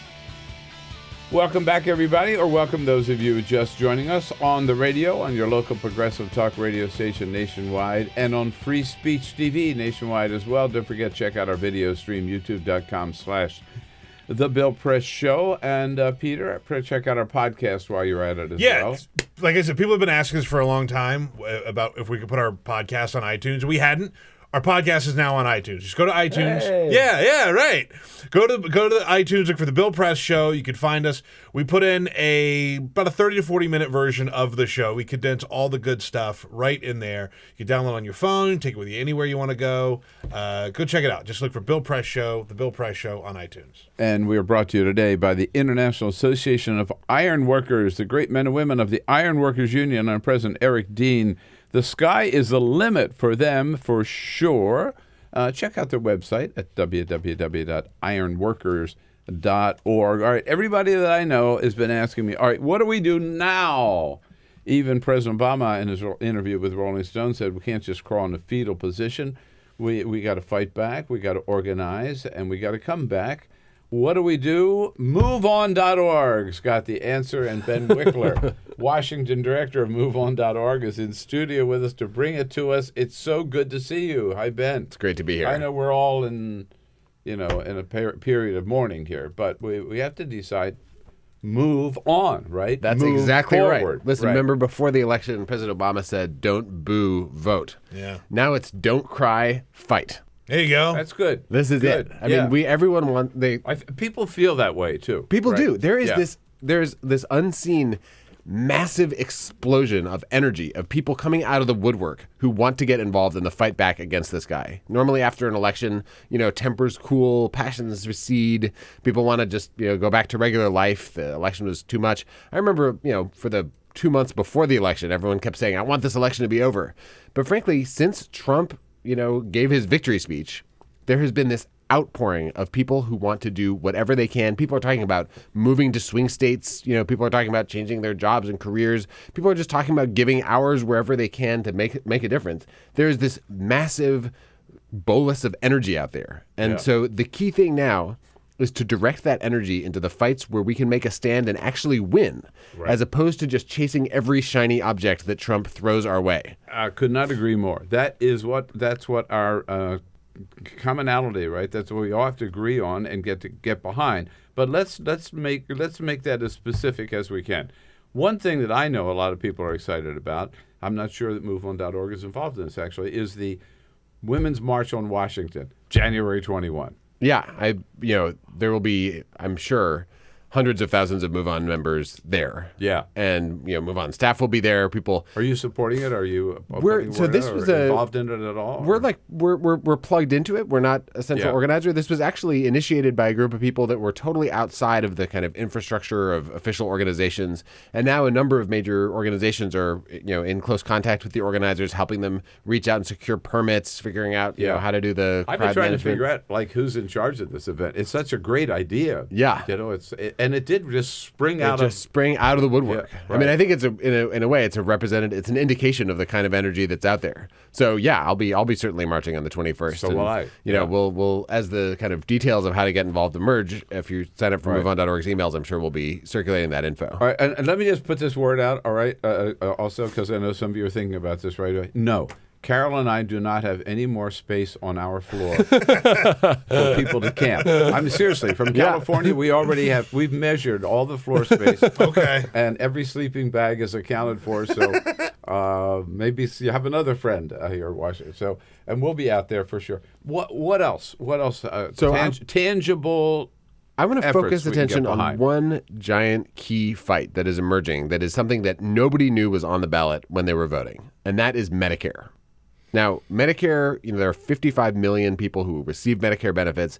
Every American benefits from this program, either because they're going to receive benefits themselves or because their parents or loved ones are getting health care through it and they don't need to pay for it themselves because of that. This is just a centerpiece of preserving the middle class in America. And probably the most cost-effective government program of all. Absolutely. Ever. And the most cost-effective healthcare program that we've got. Yeah. I mean, this beats the pants off of private insurance, Medicare. And the satisfaction rate is through the roof. I mean, this is a crown jewel in, what makes America strong. Mm-hmm. Donald Trump said on the campaign trail he wasn't going to touch it.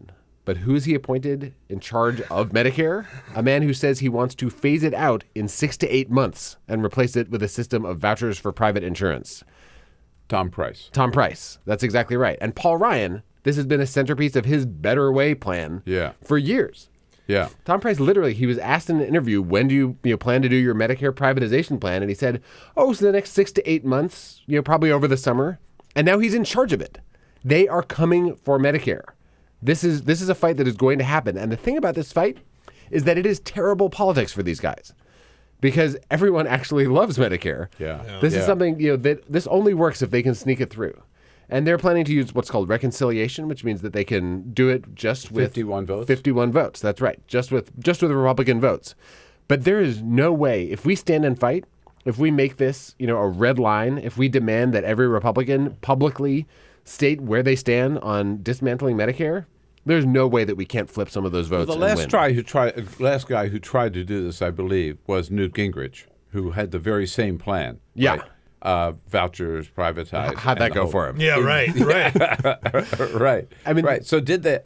The reason I raised that, did they learn anything then? This is, for a lot of people on the far right, Medicare is the thing they abhor most because it is a social insurance program that ties America together, that uses the government as an instrument for good. That is so totally against their philosophy, and they can't get it out of their minds that they got to knock this thing out. But this is just like when President George W. Bush in 2004 was elected. He had both houses of Congress. He was riding high. And in 2005, he tried to privatize Social Security. Yes. And progressives and, Democrats across the country organized the hell out of that fight. Right. And they laid out, they made the case and they demanded that Republicans, put up or shut up. And frankly, the Republicans folded. They just completely they left knocked the it stage. down and he never mentioned it again. And not only that, that was the turning point in his presidency. I mean, after that, George W. Bush did not pass any crazy right-wing major policies through the Congress. That was the death blow to the entire kind of mega conservative operation that was trying to run its way through the federal government. And certainly the crash of 2008 didn't help because people suddenly saw, oh my God, right? If all of my retirement money was there, right, no Social Security, if I was just counting on investments that I had made, I'd be SOL. That's exactly right. And so this is a fight that, frankly, everyone can play a role in. SOL you can say on the radio. SOL. I can say SOL. What does that mean? I mean, shoot, out of luck.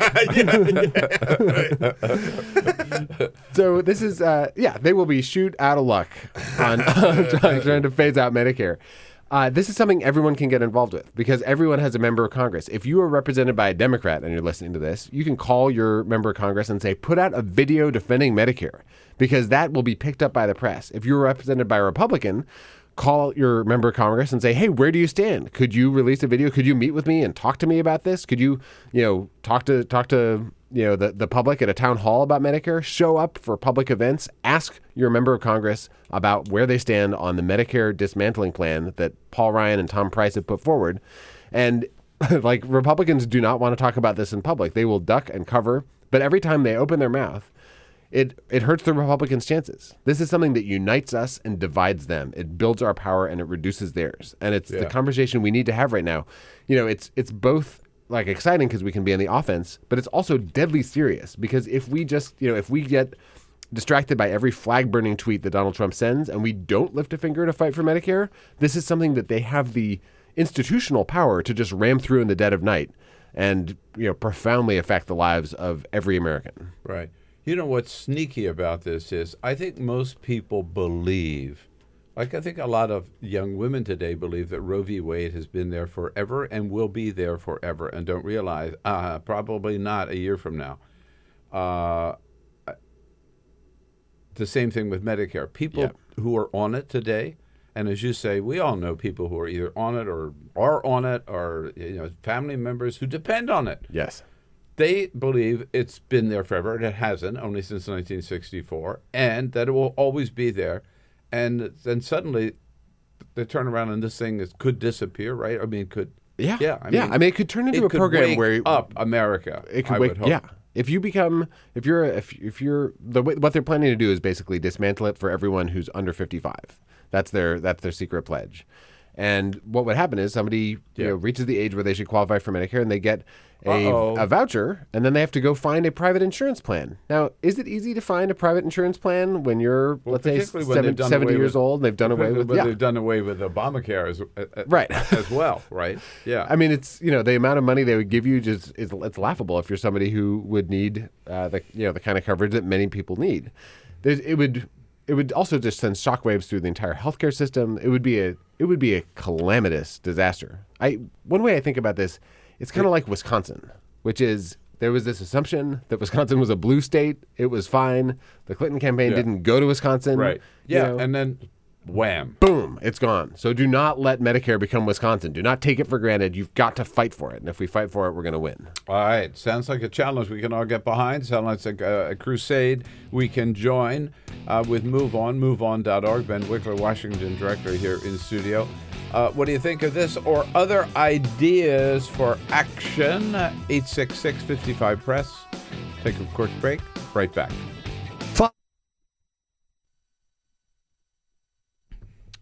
Hey, friends and neighbors, just lend your ear just a minute here so we can talk about Free Speech TV again.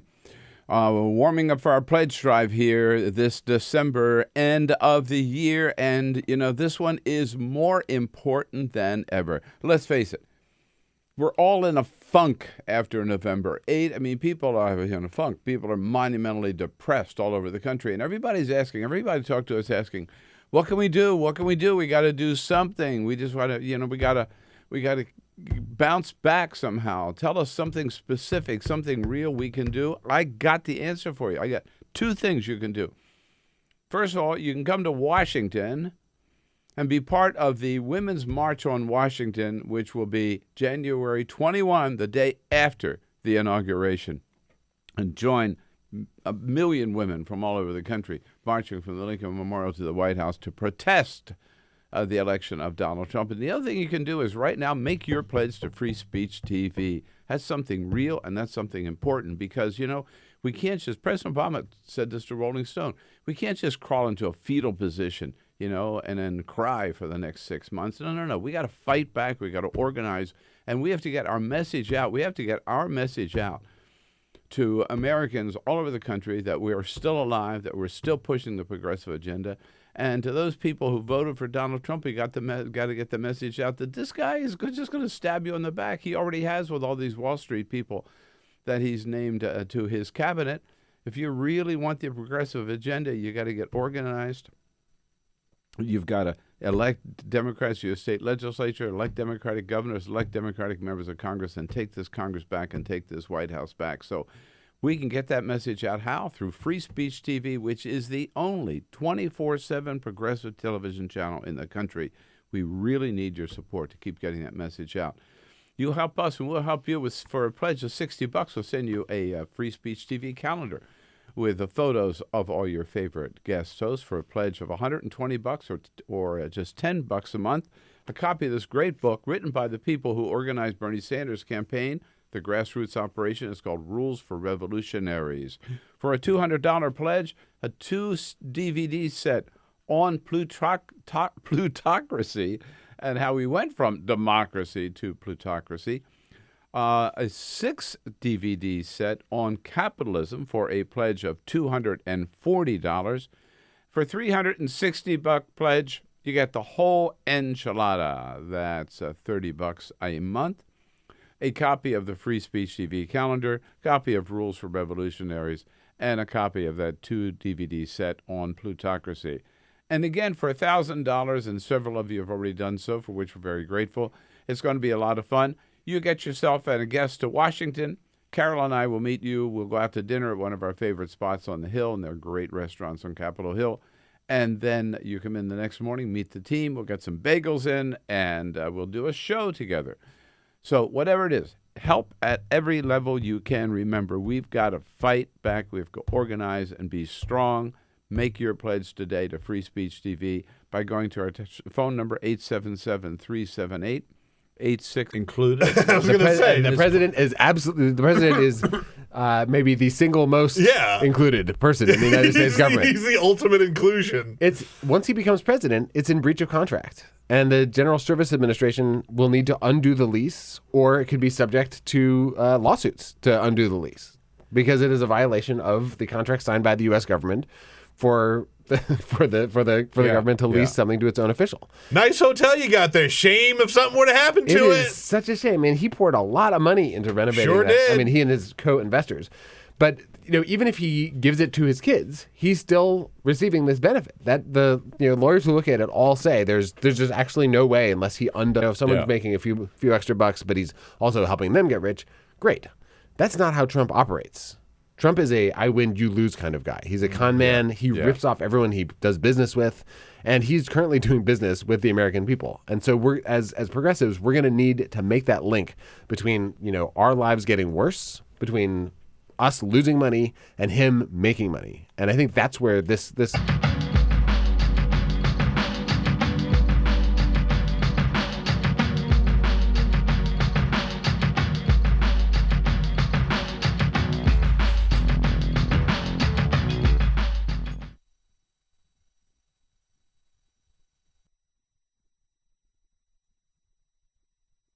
Yep, we know that Donald Trump campaigned as an economic populist, but now we see that he is really not. Look at his cabinet. The billionaire has surrounded himself with other billionaires, as we've been talking this morning. Education Secretary Betsy DeVos, worth $5.3 billion. Steve Mnuchin, Treasury Secretary, former Goldman Sachs executive, $5 billion. Wilbur Ross of Commerce, $2.9 billion.